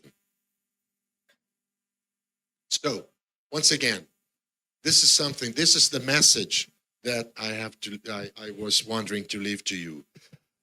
Go ahead, but think about what you're doing, how many samples you have, and where you want to reach. If you are small, okay, be small, but be happy. Don't go away saying that I'm going to be like DASA or whatever, but it took about 30 years. And another situation that is education, I would say that, is this is not a tube, this is a patient. This is something that I tell my technicians every day. You have to understand that this is not a tube. That's why I like this slide, because this is a family, and you have to take care of the tube as could be a person for you. And the only way that you can do this is, first, logistics. You should be deeply in logistics, because if you don't solve logistics for you, you're nothing, absolutely nothing. Because we know that there's a lot of tests that should be in a certain time in the lab. Communication is, you have to sit with people and discuss together. Because if you don't sit, you're not the Lord, you don't know all the ideas, no way. And continuing education. Continuing education means, for example, I saw 2 wonderful papers. Congrats for you. Because we have a team making lectures of graphics. This is something I never thought about. Say, graphics, okay, it's good for me. I know graphics. And then we realize that we have to prepare people to look for the graphics, to look for the information that the equipment gives to you. Because it doesn't matter. It's foolish if you have a good equipment without knowing everything that the equipment can do, as information for you. And then today we have a team of doctors teaching all the time. And I think my team in Sao Paulo, I think it's probably the best team it's proud for me, because it's one of the best teams in Brazil, because they understand the microscope, the graphic, the curves and everything. So in this situation, we have continuing medical education for all over. Oh, this is something that they are good friends today, continuing education. So with this, I'll leave you and thank you for your attention.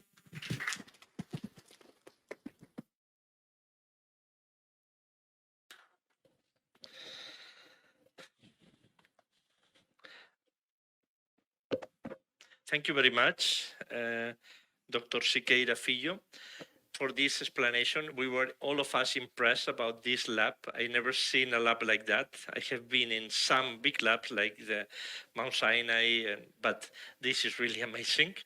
And how you were able to deal with that and the vision that you had also to arrive to this level. Now we have a very important discussion. We have a discussion about the opinion, your opinion, as I said. And we are going to invite the speakers to sit there in these chairs. Also, Dr. Min Zheng from Mindray Research and Development and Management, that we will open the time for questions for you and for the audience that I have heard that is more than 130 people online that are going to participate in this discussion. We are going to begin this session. What is your expectation of hematology products for the future? And the first question, next slide, please, will be what new parameters you expect from our future hematology analyzers, such as blast, specific blast typing, or sepsis, how to report that as a diagnosis of sepsis or as a part of one more parameter from hematology. This is very important because this is coming and we want your opinion, the experts and the audience, and that's time for the discussion. We can begin with the first speaker, Dr. Taf.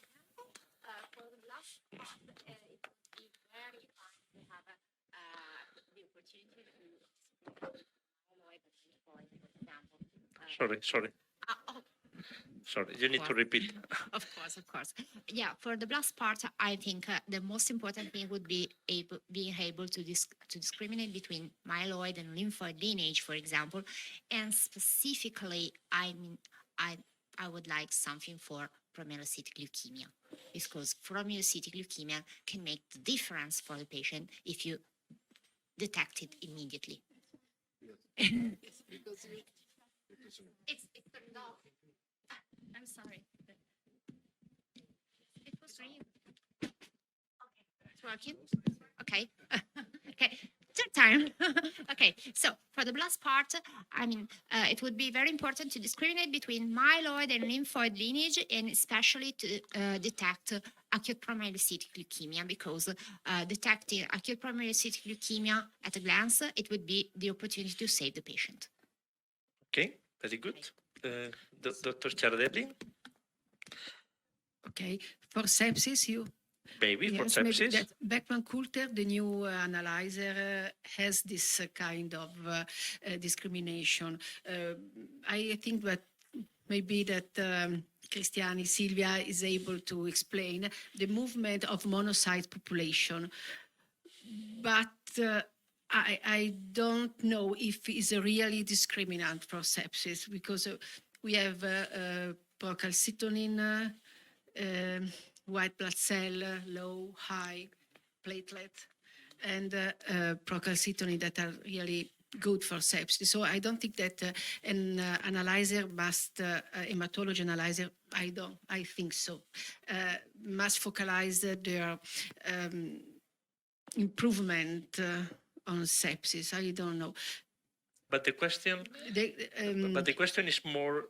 I think the question, because we have received requests from customers Okay. and about different options, and there are, let me say, several options. One is to give one parameter or two separated, in that you can include if they are independent from the procalcitonin or CRP or neutrophils, or of course independent, because if they are going to see for the same pathway, don't add value. Maybe the cell population data can help. Cell population data for sure, can but help. the question is, we have to report the single parameters in that, and after the customer will combine it with procalcitonin with other parameters, or the company has to deliver sepsis, yes or not?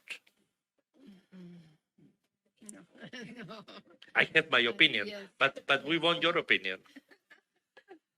I prefer more parameter. But single, not the company don't have to combine it, all the parameters, but you, the customers, do. That is the question. I'd prefer a flag. I'd prefer a flag that combines, for example, the aspect of neutrophils that moves, for example, that increasing inside scatter, for example, that is, toxic granulation. The moving of monocyte population that is reactive monocyte. The combination of both parameters, the reduction of platelets and so on, may activate a sort of sepsis flag. And a sort of algorithm that could be useful. A single parameter for detecting sepsis, I think it's a bit confusing, for example, because there are many kinds of sepsis. For example, I've read a paper about detecting neutrophils infected by Candida. A paper from Dr. La Gioia. Okay, that kind of infected neutrophils, first, they are very rare because many sepsis we don't have neutrophil with phagocytated bacteria or yeast, for example, because they go rapidly in apoptosis. And so we have difficulties in detecting them. So if we focus on specific patterns, I'm afraid we could underestimate the risk. So only detecting extremely pathologic samples. While combining different samples, we may have some false positive, for examples, but we would have a very low rate of false negatives. Different parameters together. Yeah, combining different parameters. But you say a flag, but a flag is the company putting the cutoff. Will not be better to deliver a number, and you create the flag according your criteria. If some customers prefer sensitivity, some customers prefer sensitivity. Will it not be better that the company provide the opportunity to give a flag, but you decide the cutoff? Okay, in this case, I would not need a specific parameter that calls sepsis parameter, but different parameters based on the single characteristic of the cell populations. Yes. Yeah, sorry. Single characteristic of cell populations. For example, for neutrophil population, something that relates to toxic granulation. For monocyte population, we can use the fluorescence, for example, because generally monocytes go with a sort of spike higher, but with only the fluorescence position of monocyte population is tricky because monocyte population goes higher even when there are blasts, and in sepsis we don't have blasts. Very good. Okay. No, it's okay. It's okay. It's okay. And from the audience now? Oh, sorry, doctor. No, sorry. You want to give your opinion? Well, it's interesting because if you think about what is sepsis in the morning, what is sepsis in the afternoon, 100% different. So it's really difficult to have one situation or one sign that, or one cell or whatever is one, because there's no one sepsis. Sepsis is a mix of many situations that it happens with platelets, neutrophils, and sepsis in the newborn is totally 100% different. So if you start to make only one thing all the time saying that this is sepsis or not, I would say no. If I was a manufacturer, I said, no, I don't want a number to say if a patient is septic or not, because it changes all the time. You can give also an estimation that probably this situation could be this or that sepsis. For example, if you have a patient with HIV, the sepsis of HIV, it's totally different from the sepsis of a teenager that was bacterial sepsis, for example. So I agree with you saying that you have to go slowly in terms of defining this situation is septic or not. If I was a manufacturer, I would be afraid. Also, in many cases of COVID patients, we have many difficulties in discriminating between sepsis and COVID, because we have toxic granulation of the neutrophils, we have Dole bodies, we have inflammatory monocyte, reactive monocyte, we have reduction of lymphocyte. How to discriminate that is sepsis and not COVID, or vice versa, or the combination of both? Within the first break of COVID, it was almost normal in intensive care units, for example. Dr. Mink? Yeah, very good point. I mean, thank you, the advice. Actually, in engineer point of view, hematology is a screening, right? First step. Then you go to diagnostic. There's a big of a jump. Yeah, we understand. Yeah, we try to do as much we can, but we got to be very careful. It's a very comprehensive, the clinical, diagnostic process. But yes, that's going to be a target, but we're going to step by step. First of all, we need to make a very comprehensive algorithm to identify those features for different situations. But we can give as much we can to provide all the features, all the biomarkers. So then provide some kind of tool, like for the clinician doctors to make decision based on certain different, situation, like morning, afternoon, or different patient, condition. So yeah, we got to just work very closely with the clinician doctors in the lab. Yeah. Very careful. I mean, otherwise the engineer can be very quick. Yeah, 1 + 2. Yeah, that's it. So that's very good there. Okay, I have an important. Okay, so now that the question is raised on the utility of analyzers for diagnosis of BLAS, for example, that is the leukemia, from a center with high sample load. Especially, I'm from India. To introduce myself, I'm from JSS Medical College, Mysore, Karnataka, India. So there we deal with 400 samples per day, 400 to 500 samples per day. And we, as all of us, have faced the pandemic, COVID, and then we are endemic for dengue also, dengue season.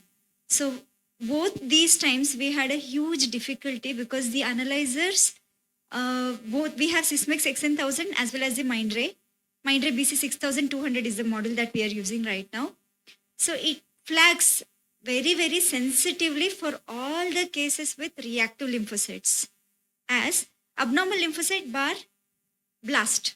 So all these cases, all these samples were flagged for the presence of blast bar abnormal lymphocyte.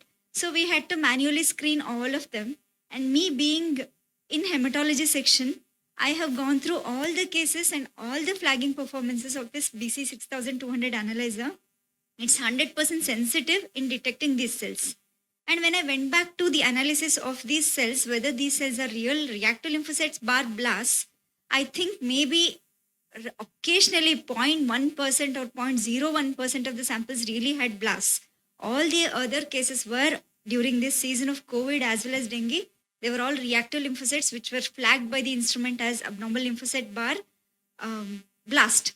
So, and looking at the pattern of scatter plot, the cells abnormal lymphocytes or these reactive lymphocytes just form a separate population above the normal lymphocytes in between the monocytes as well as the lymphocytes. So what I think would be, is it possible for the manufacturers to definitely say these are reactive lymphocytes? Because from my observation and my study, I have really come to a conclusion. It is very sensitive in detecting the reactive lymphocytes. So can it be more precise to say, yes, these are definite reactive lymphocytes? and to differentiate them from blasts, because blasts will definitely form a separate window in the scatter plot, which will definitely not have the other populations, because the maturation is lost obviously in leukemia. So it can be taken up by the analyzers. That is my opinion, because that is the observation that I have from a long experience with Mindray BC-6200 analyzer. That was the first thing. And for the second one, sepsis, as all of you discussed very well, one single parameter cannot be of any use. So in newborn, we took up a study where we analyzed 3 different parameters. For example, one was band cell count. The other one was toxic granules in neutrophils. Third one was immature to mature neutrophil count. So definitely that all 3 put together, along with other parameters such as nucleated RBCs and fragmented cells in sepsis, would form a collective informative tools to diagnose neonatal sepsis. So this is what we have studied. Okay.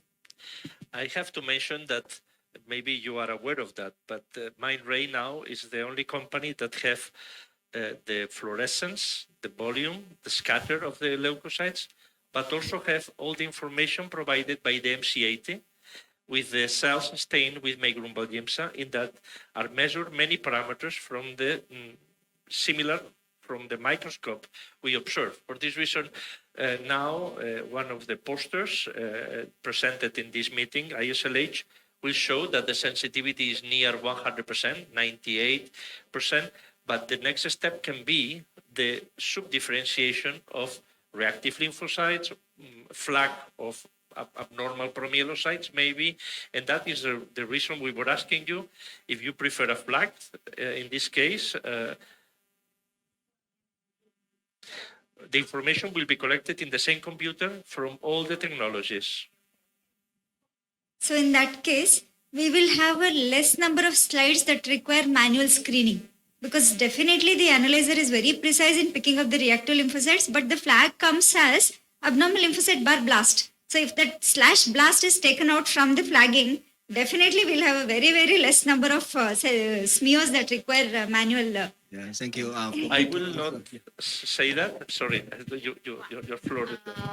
I not exactly agree about the abnormal lymphocyte blast, because in acute lymphoblastic leukemia, you have very little difference between a chronic lymphoproliferative disease or in some cases also a sort of reactive.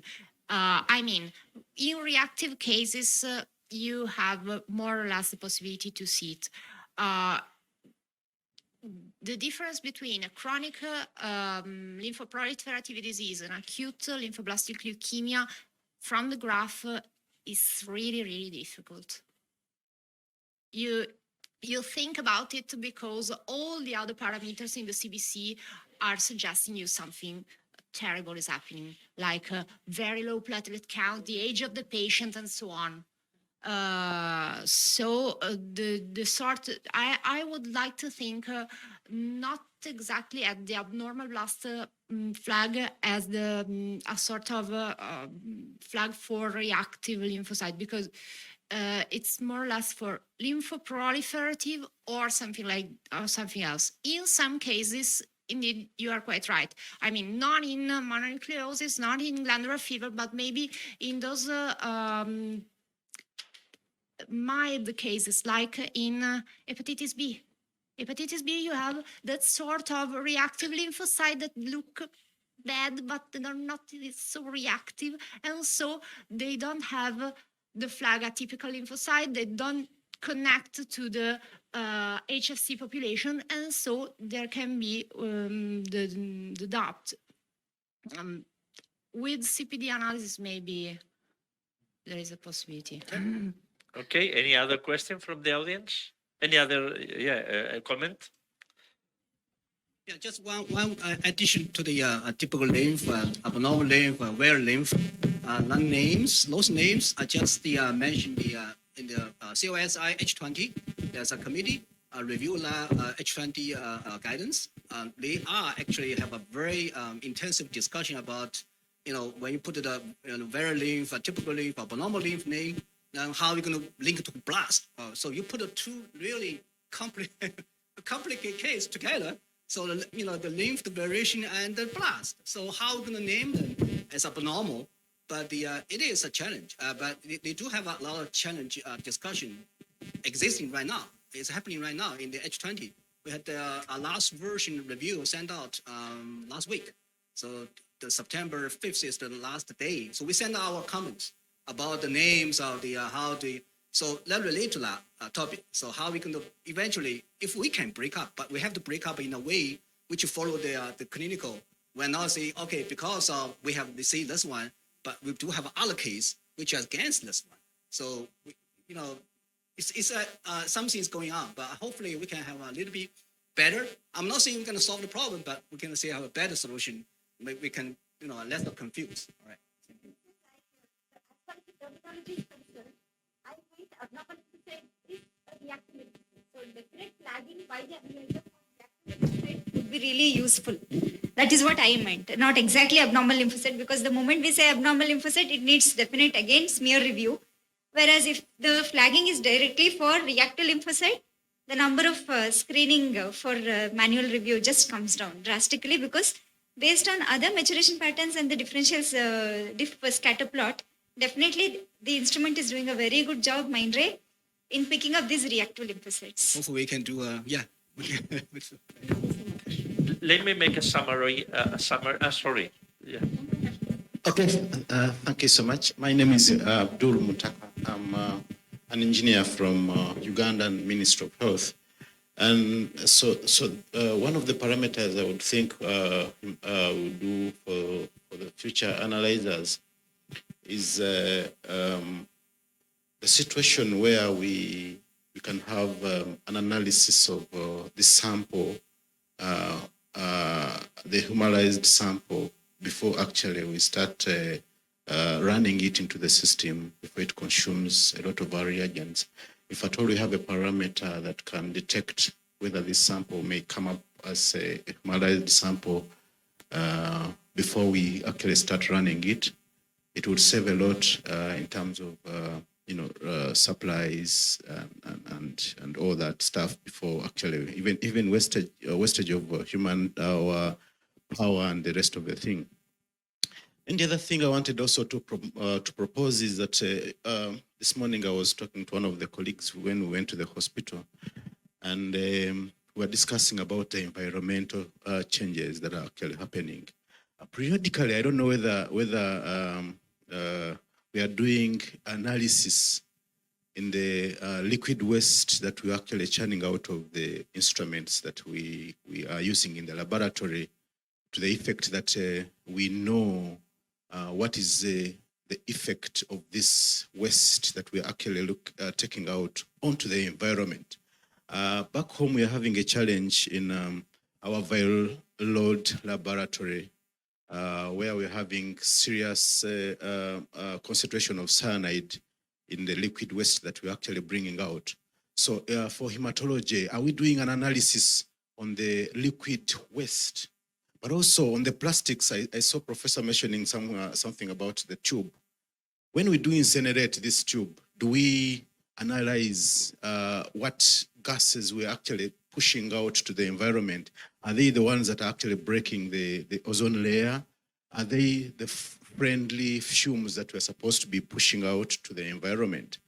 Then the other thing that I wanted also, just to complete that, then if at all we have an analysis and we're coming up with data, are we doing any mitigation to save the environment from waste, liquid, and waste, the solid, the plastic, because we know that plastic is not totally degradable. We shall incinerate it, but we shall have materials that will actually remain without being incinerated.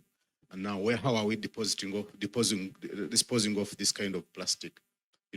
At the last disposal point, is it safe or it's not safe? And then the other thing I wanted to in the lab, we went in the morning, the professor talked about the quality. Are we promoting quality of equipment in our laboratories? Yeah, when I was looking at some of the pipettes, I wasn't seeing calibration stickers. Are these pipettes churning out the right volume? Could it be the causes of the homolyzed samples that we're actually having? I didn't see a thermometer on any of the refrigerators. Could it be one of the causes of, I saw a slide with where somebody was mentioning about this part being hemolyzed and something else. Could it be some of them? And how many laboratories are we having? So as Mindray, are we promoting this to ensure that the quality of our results are actually coming up and they are not being affected by such things that we can take care of? Because these ones, you can actually take care of them, ensuring that some procedures are actually done into the laboratory to ensure that whatever we're pushing out has been taken care of primarily, that the temperature was good, that the volume that was pipetted was good, that, the speed that, that all these other primary products, other parameters have been taken care of before we actually push out the product. The last one will be about the reference standard. I mentioned it to one of the colleagues, I think is not here. How are we taking care of the reference standards that we're using? We do some checks onto them, or we just take it for granted that's a reference standard and therefore that's. I know somewhere, somehow, we may miss a step, we may miss a point in making sure that the reference standard is actually taken care of and kept well, transported well, stored well, and then used well.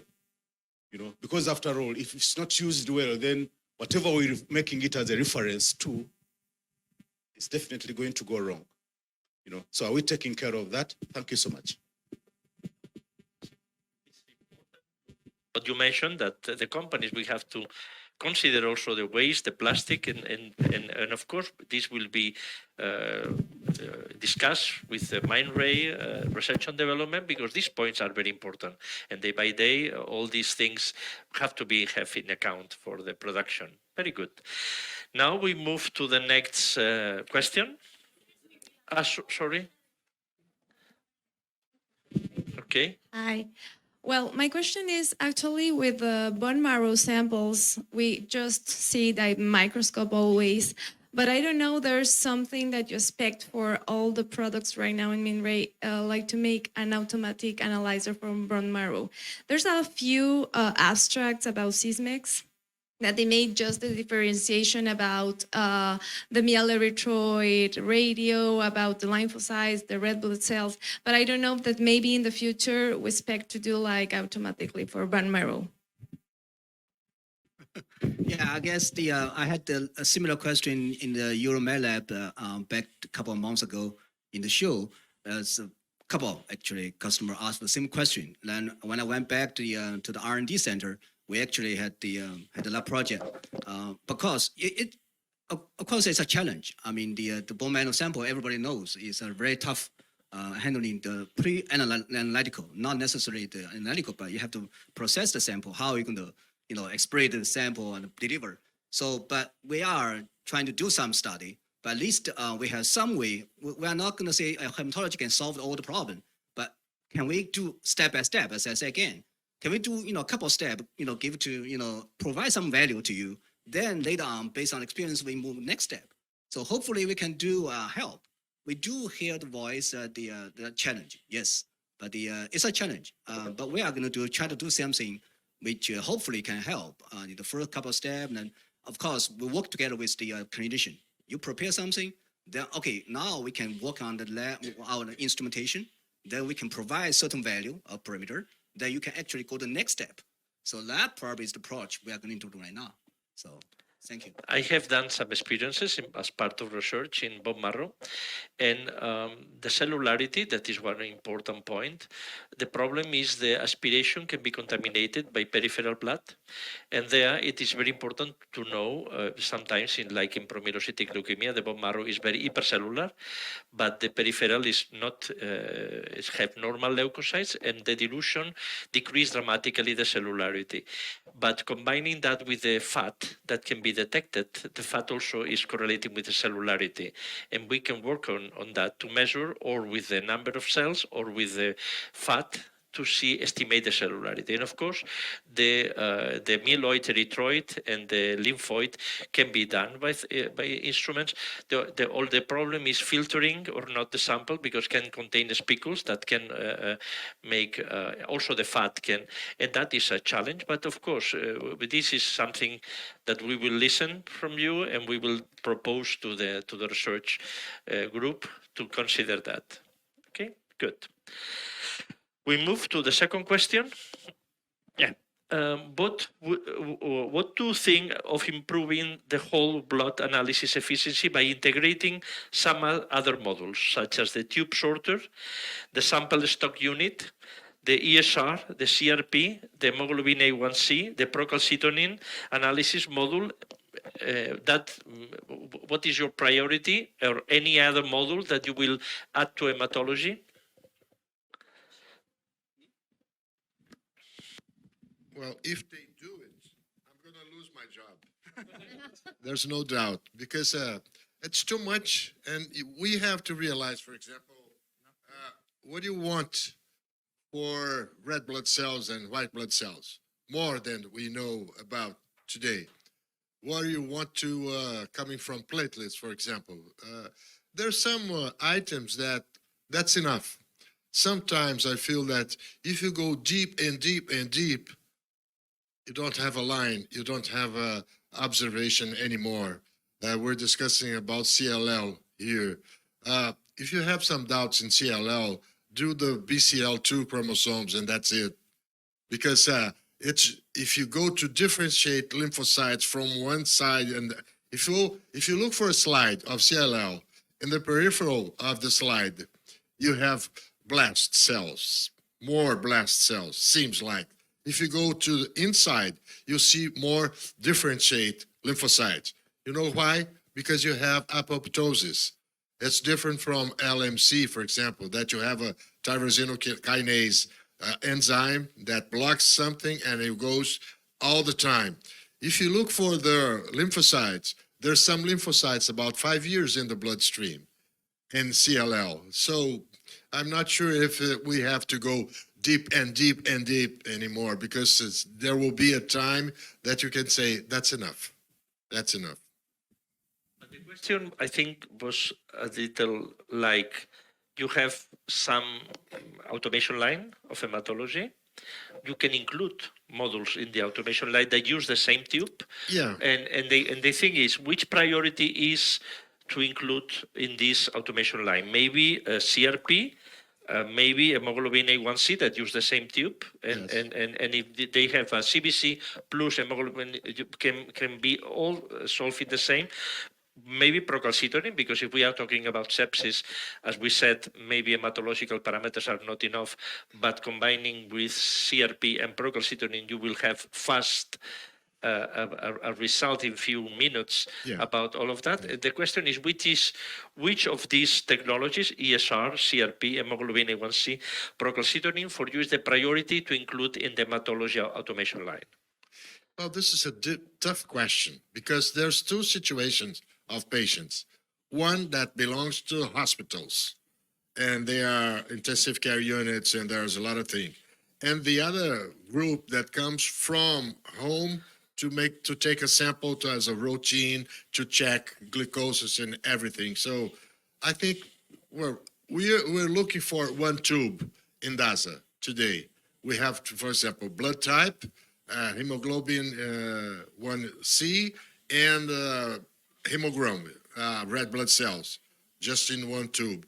But we're going step by step, very carefully, because I'm not sure at this time that we can include everything in one tube. You save something from one side, but you lose something for another side. But anyway, I think there will be for sure the future. Okay. One tube for some different tests.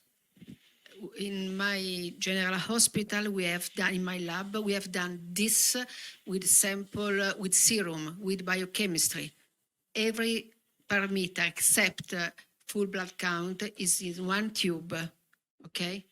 Procalcitonin, RCP, and all the biochemistry parameter. So we have also hormones, thyroid parameters, everything.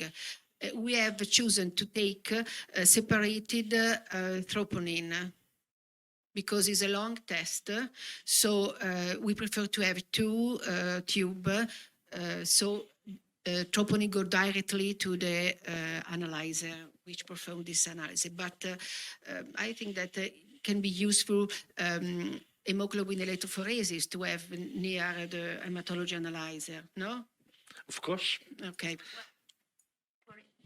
For hemoglobin electrophoresis, I would like to be extra sure that the sample arrives in the laboratory in a very short period of time, because using a non-stabilized sample like EDTA, we have a shorter period of time to process for hemoglobin electrophoresis, while with a stabilized sample like fluoride tubes, we cannot perform the CBC. I would need to use the same automation line to put together CBC and ESR, because in my laboratory we used to have an automation line before with the possibility to separate ESR plus a CBC sample or only CBC samples. So I had racks with all the samples having ESR, and we put on the instrument. It was easier, it was faster. Now we have to do it manually. So probably having the possibility to connect and not having to divide the samples, it would be easier. For glycosylated hemoglobin, it would be useful if I have the certainty that the sample is has the correct logistics. Yeah, but the idea is that the logistic will improve, because if you run a CBC and you have suspect hemoglobinopathy, the sample can be run immediately, not waiting for, this is the good to have an automation line. You create some rules. Reticulocytes sometimes are higher in alpha thalassemia, and you can include a reflex rule that run in the hemoglobin, and you can do it immediately. On the other side, if the sample finish, you need to review, you need to go to the sample, of course, have passed several hours, and that is the reason some customers have asked us to include some of these modules in the automation line. Yes, it would be more useful indeed for electrophoresis of hemoglobin in general, and not only for glycosylated hemoglobin, because glycosylated hemoglobin is a question, yes or no, how much glycosylated hemoglobin. But in many cases, considering that the same capillary electrophoresis, for example, for hemoglobin, can give the result of glycosylated hemoglobin or pathologic hemoglobin, it's very useful, for example, when you suspect sickle cell disease. You perform glycosylated hemoglobin and see the graph. Oh, yes, it's a sickle cell disease. And if the machines do both, hemoglobin If A1C and they electrophoresis, you will do- like it that? Oh, yes, Okay. of course. Okay, good to know. Okay. The question was also here from some customers, the sample stock. Would you like to have, after the hematology automation, refrigerated stock, that the sample is kept at 4 degrees, and after, if it's necessary, the sample can come back again to the automation line to repeat or to do any other test? That was one of the questions. We have this system. We have another company chain. Of course, we have a big storage, but the full blood, the hematology, the hemoglobin sample doesn't go in that storage. We have our staff keep the tubes and put in a camera at 4 degrees. But I think that this is really useful also if you decide to do some of genetics later on, so you can keep the sample, the entire sample at 4 degrees, so you can use for a second level test. I think so. Okay. Yes, it also increases stability, because in my laboratory, for example, well, first one is that when we have samples in the storage column of the automation, we have to go manually and keep it down to reanalyze, to perform a slide and so on. But also we have it at room temperature. So in a few hours, that sample will not be shootable anymore. While if I had refrigerated storage, I have more hours of lifetime for my samples. We are short on time. What happens if I ask a question to all of us and we extend the hand? Will you like a stock machine to keep the samples refrigerated after the end of the automation line? Who says yes? Raise the hand. Who says no? That now no. Nobody. One says no. Two says no. Okay, good for the research and development to know the opinion of the customers. Okay, good. The question number 3.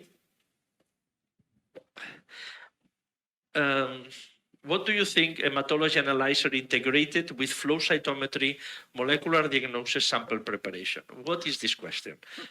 Some customers that have also flow cytometry and molecular, they ask us that will be good, that for the same reason that the sample goes to the end, you need to search, that in the module automation line will be a sample preparation system for flow with refrigerated reagents and for maybe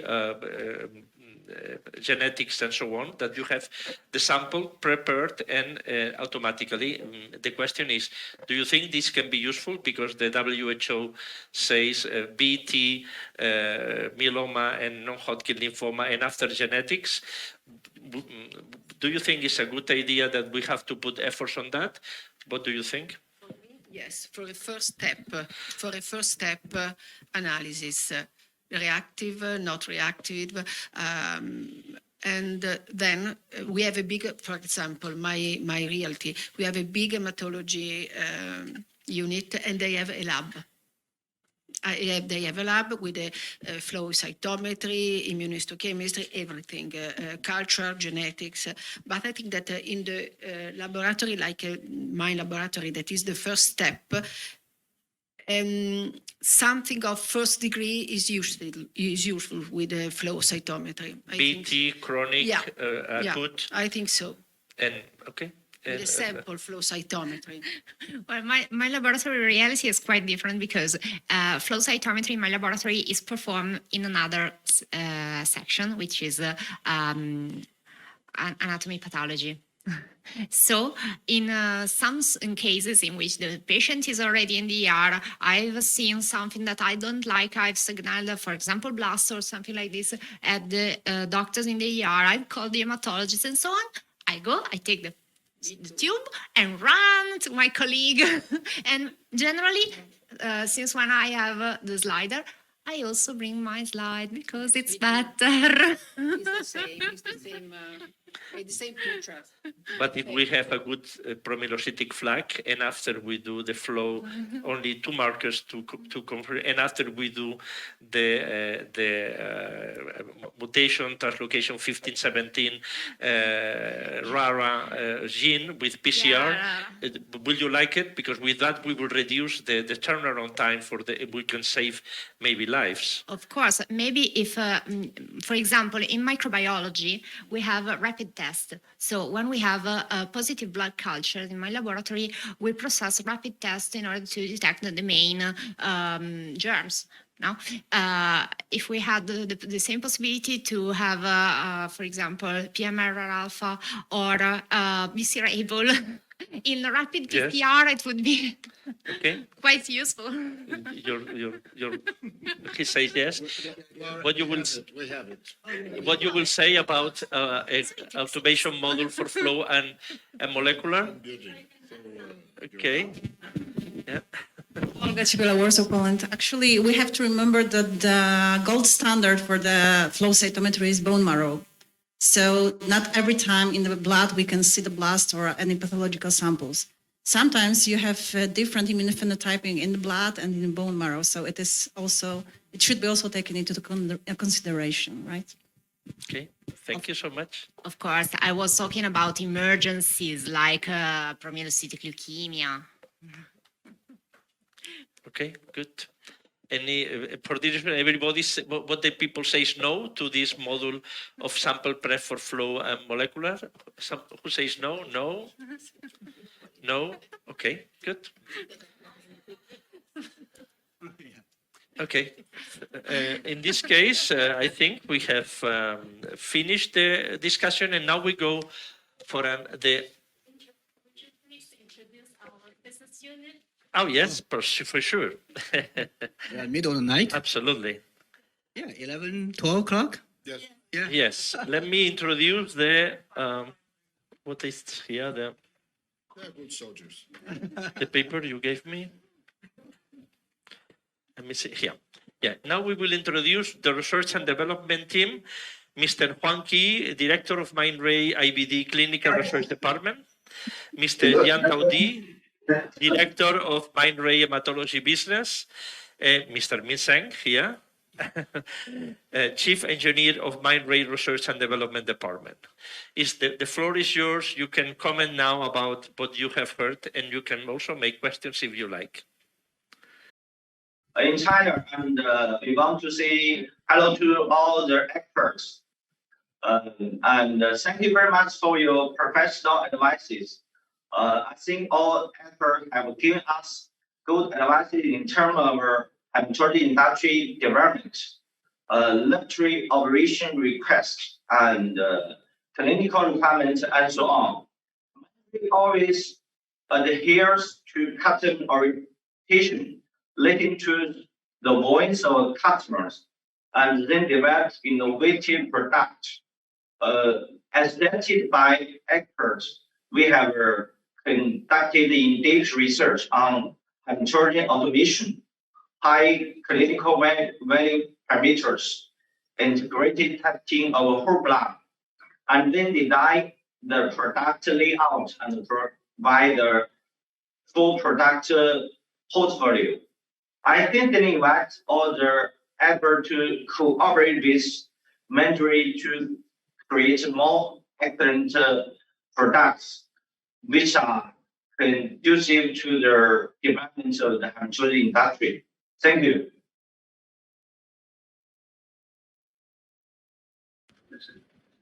Thank you so much for your opinion and your comments. It was very good.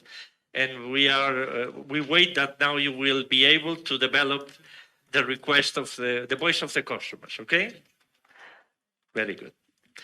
Okay, now we will give the floor to very briefly to Mrs. Kwok Hoi-Shan.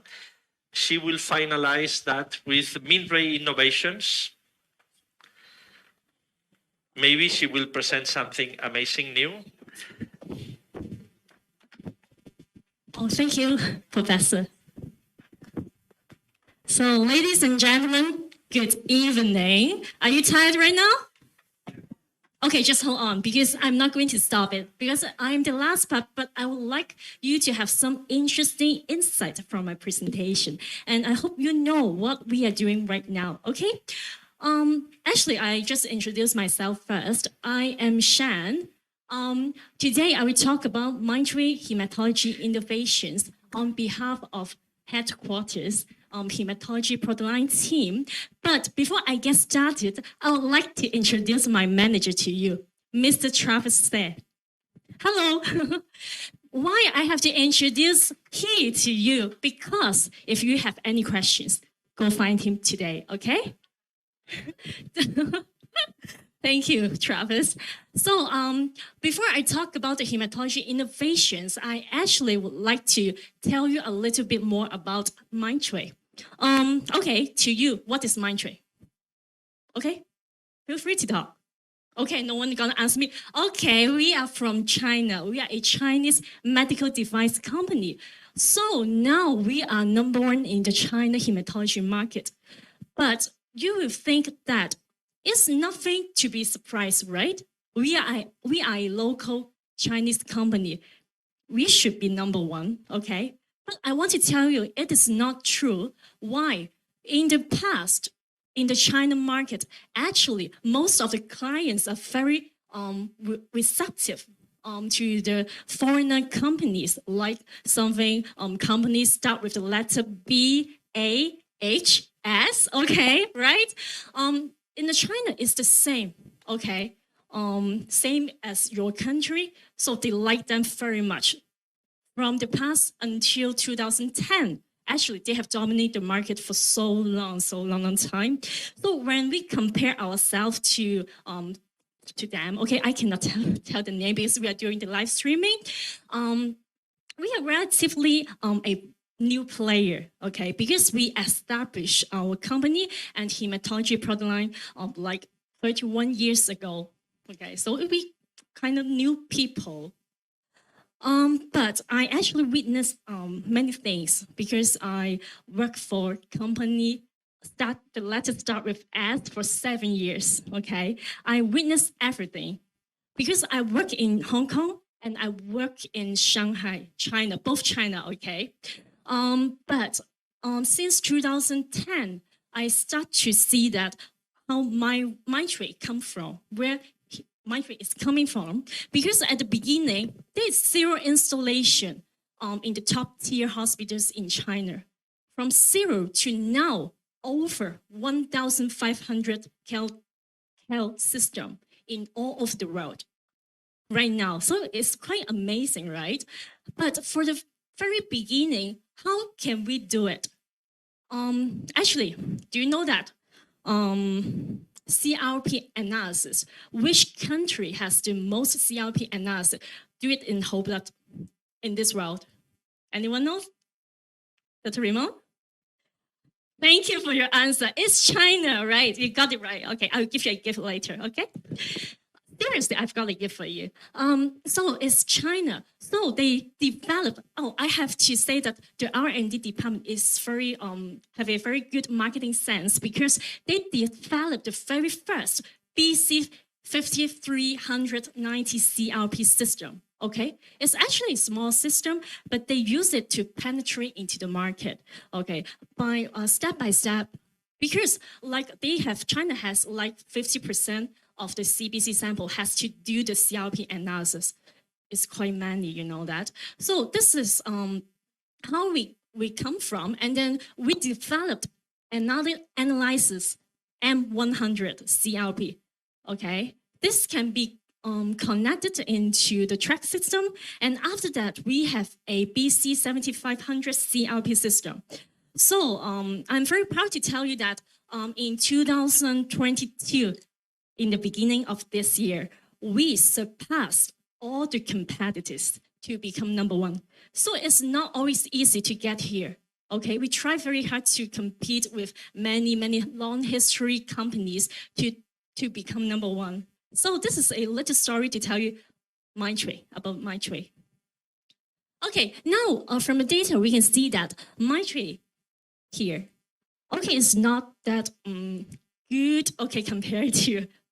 But it's still very good because we are now number 2 in the market, in the hematology market, right? Because we are not a very long, we penetrate into the international market long ago. So I think this result is good. And we have gained a very good recognition from all over the world right now. It's time for us to promote our hematology product to all over the world. Because we want you to get the analysis, but not just like you want it, but you cannot get it, okay? We hope everyone can benefit from our products. This is a little introduction about our R&D. You can see that we have actually quite a lot of places for R&D. You know that our Mr. D, I don't know if you have seen Mr. D in person. Actually, our R&D department always go to different sites to listen to your voices, right? Actually, we really keep it in mind, and we hope to provide more solutions to all of you because when they see it, they believe it. If they don't go to the site in person, they never know the real situation. So I think in this part, we are trying very hard to make us to improve. Every year, we have spent like 10% of our annual sales revenue into the R&D. Last year, we actually spent like more than $400 into it. So that's why now you can see our portfolio right now. This is not the all products. But these are the flagship models. Okay, you can see that from 3 predictive analyzers to 5 predictive analyzers, and then to our track system. And you can see that each of the system, each of the analyzer actually got its unique features. For example, for BC-700, as I mentioned before, this is a CBC plus CRP analyzer. And also, this one is auto-loading with capillary blood samples. If your country has some pediatric hospital, this one will be very good, okay? And the next one is the BC-700 series, which we has just launched in March. And we have a unique parameter PLTH. Do you know what is this? I guess no. I will explain a little bit more after this slide. And this analyzer can do CL, CBC, and ESR as well together. One single tube, 2 analysis, okay, together. And our BC-6800 Plus, which you have met our analyzer this morning, is the highest throughput on the market. 200 samples per day, per hour, not per day, okay. Okay, it's getting late because, okay.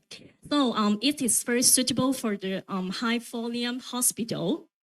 From our 5 predictive analysis to track system, have you met our MC80 today? Anyone? Anyone see it? This is not an OEM product. This is a Mindray made it by ourselves. Okay, not an OEM product. I promise. I promise. So that's why we have a better optimization with the hematology analysis. And I will touch base on this later. And this year, we have launched our concentrated reagent delivery system, the CL30. So, this one can minimize the replacement frequency of your cell pack, the diluent, okay? And also, you know, the space in the laboratory may be limited, so it helps you a lot. And by the end of this year, we will launch our tube sorter, the tube sorter, okay? Okay, with all this hardware, we actually need a software, right? That's why we need a lab expert to do the data management, to do all the auto validation. So, you see, is it good? Good, okay, thank you. Okay, anyways, I will talk about BC-700 right now. Okay, CBC with diff and PLTH and ESR. And I have to mention that this analyzer, we actually got an IF award this year. Because this innovations, but what is this? Okay, on the market, traditional method is PLTI impedance, right? Impedance. It detects the cells by size, right? Cell size. It always got many interferences. And then some of the people may go into the PLTO, PRT optical. This is with the fluorescent, but what you concern most? I have to ask Dr. Claudio. Do you think it is?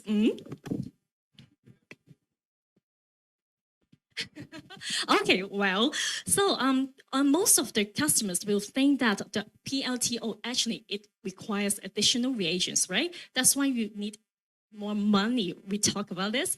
That's why our R&D development developed a new PLTH, okay, without any cost.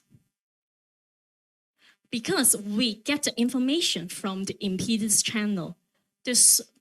The PLT, which is less than 10 milliliter, and we get the PLT, which is larger than 10 milliliter from the diff channel. And we combined all this information together to give you a PLTH without any cost, okay? And then I know that you won't believe me. That's why I have some data to show you. Because this analyzer actually is has just launched in March. That's why I give you some internal, not internal, but evaluation data from some country. And 848 samples were collected for correlation of Mindray PLTH versus PLT Frenzen. Okay, now you know that.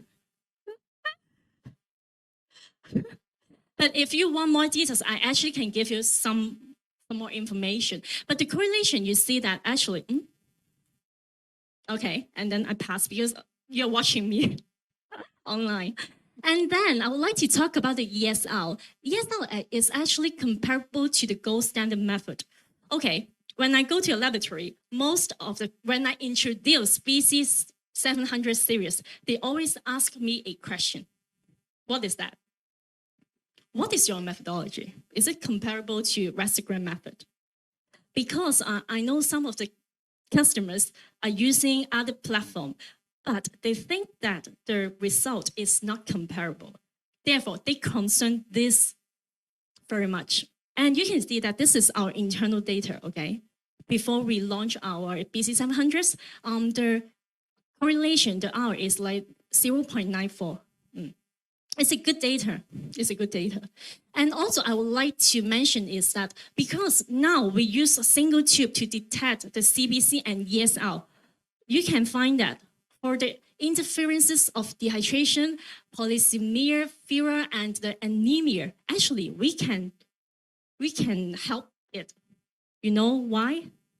I tell you now. It's because we can do an autocorrection of the MCV and the hematocrit from the CBC result. That's why we help this kind of ESR result. And this is another studies which we have done like 326 clinical samples covering the high, medium, and low level of ESR parameters. And the correlation is, can you see it, is 0.908. Okay, it's a good data. If you don't believe, try it, okay? After I talk about the newly launched BC700 series, I would like to talk about the concept of hematology island. Because for the last session, we have talked about what is your expectation. But from us, actually, we think that for the whole blood samples, we need all in one single tube to do all the hematology analysis because of the efficiency. And sometimes, you know, the emergency samples is very important, okay? If you connect sometimes we think differently because maybe in your lab, you cannot hire people, right? You may go for a TLA, but for us, it's better to stand alone, okay?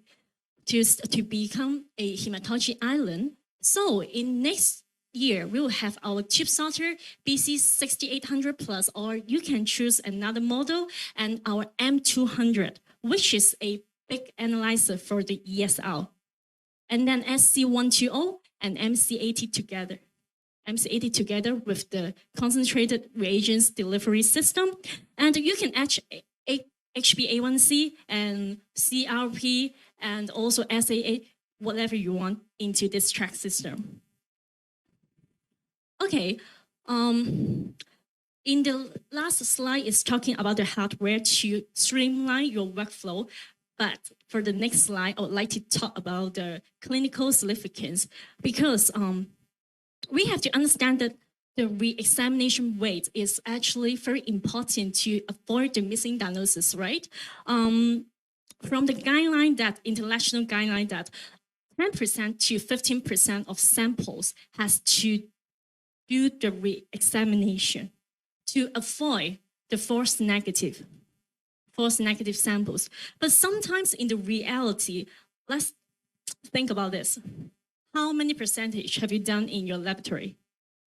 5%, 8%, 10%, or only 3%, okay? We have to think about this because we don't want any missing diagnosis.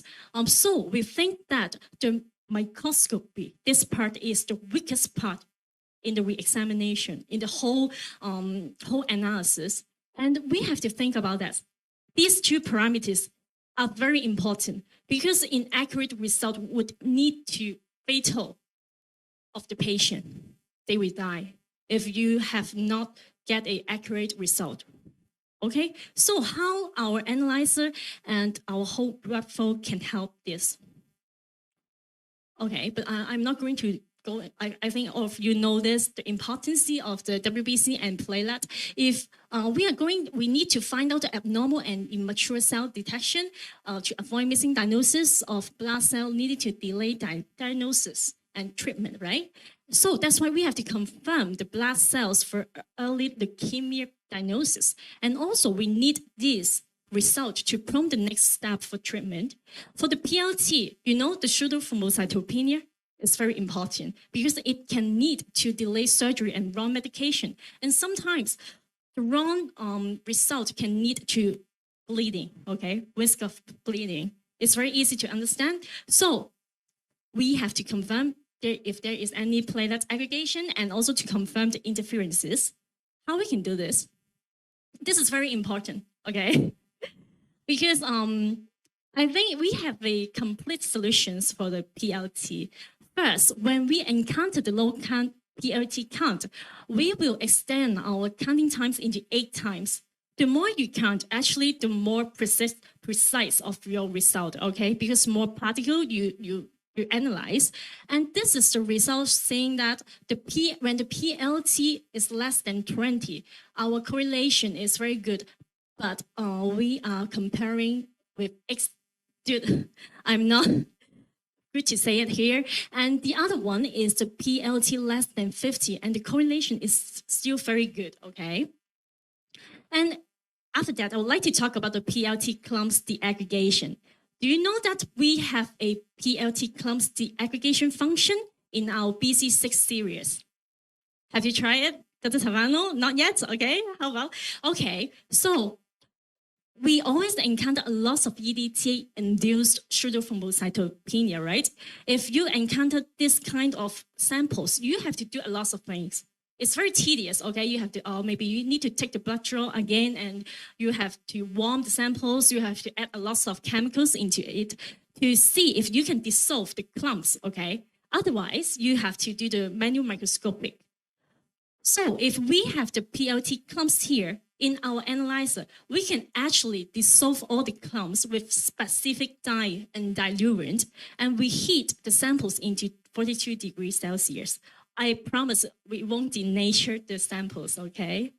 So this is how we do the platelet clumps. But some of the doctors will talk to me like this. Oh, I don't want all the clumps to be dissolved, okay? Yes, we won't dissolve all the clumps. We will keep some, okay. We will keep some pathological PLT clumps. But before that, I would like to give you information, some data to see how is our performance, how our performance is. So this one, the blue line is the EDTA. We use the EDTA tube and doing it by PLTI. You see that these are all the samples. And you see that the clumps, the number is very, very low. If we change the tube into citrate, in green line, you can see that it goes up here. Okay, if we don't change the tube, we keep using the EDTA, but we change the methodology into PLTO. Okay, you see that? The result is similar here. The next one is other company. If they change the methodology into PLTO, you see that there's no changes. It's similar to the PLTI result. So that I think our PLT clumps deaggregation function, it works. Okay, next, and I need to get back to the pathological PLT clumps.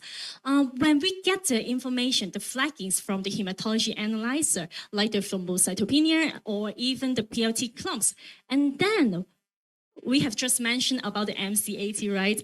What we do it like this. We scan the whole slide, okay, the edges and the tails and everything to find the location of our PLT clumps to make sure you won't miss it. Because if your analyzer cannot flag you and you don't read it, you miss it. and then no one knows that it's PLT clumps. Actually, it's very important, right? Because it affects your result. And okay, after all this, I would like to tell you is we have a total solution, complete solution for PLT analysis. But I'm not going to talk about WBC because due to time limitation, but I would like to invite you to join this workshop. Because this workshop on September 10th, okay, we invite Professor Gina and also Dr. Anna. They will talk more about the MC80, their evaluation result, okay. So before you attend to this session, I would like to use 5 minutes, the last 5 minutes, to talk about the MC80, to give you a brief idea, okay? This is our MC80. It's pretty, right? Okay. So I know some of you may not using a digital cell morphology system. So from the transition from manual microscope into digital cell morphology system, clear image is the first requirement for you, right? You need to see the cells consistent as you see under the microscope, so that you can see our cell images is actually very clear, more dimension, and sharper in color, okay? But how we do it? Because we simulate the manual microscopic, the focusing, okay? Like this, you have to tune it, to see clearly the cell. And then we take the photos, 20 photos, within 0.1 second. Okay, it is very, very fast. And then we merge all these images into a single image so that it is very, very clear. And the other thing is more intelligent of our MC80. How intelligent? As I mentioned, this is not a OEM product. We made it. So we have a very good optimization with our hematology analyzer.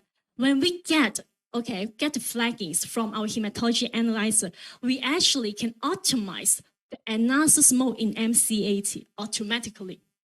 For example, if you find that there is blood cells, we can increase the number of images captured in MC80, because normally you capture 100 images of the WBC, but the more you capture, you know that the less you miss.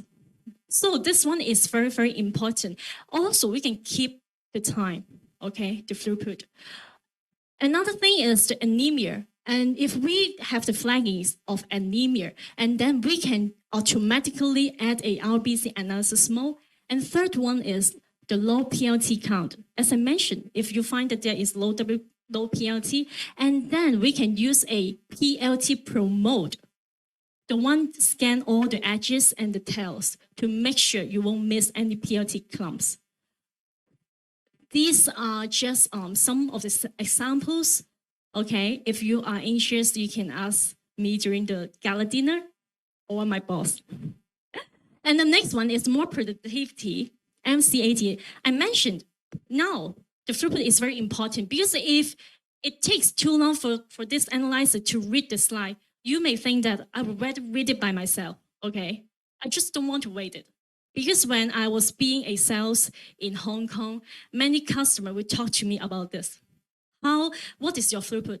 Actually, some of the customers, even they bought the analyzer in their laboratory, but they don't use it because they think too slow, okay? My eye is quicker than your analyzer. So I think this one is a very good improvement for the throughput. In the end, I would like to do a summary. Okay, last minute. From Mindray, we think that the single EDTA tube for the routine analysis is good, okay? Single tube and carry out all analysis. By our SF-Cube fluorescence stain methodology, we can find out the abnormal and immature cell detection. And we also have a low WBC count and also low PLT count analysis. If you have any problems with the PLT in flaggings from the PLT, we can do the PLT clumps deaggregation. And in the end, we have to confirm all the abnormal and immature cells by our MCAT. After the slide, read it automatically, okay? And in the end, you will get a reliable result report. So I think that's all from my presentation. I'm sorry because time limitation, I have to speak very fast. If you have any questions, feel free to ask me during the gala dinner. Thank you so much.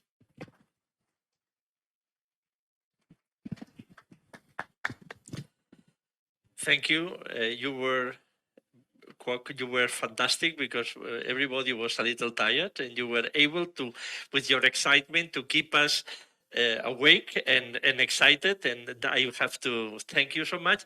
I have to comment something about the ESR, that some automated ESRs that are not the classical Western green are not sensitive to myeloma, and I can say that this method is sensitive to the myeloma monoclonal bands that increase the myeloma, and that is a very important point. And for this reason, I think we have very good news for the future.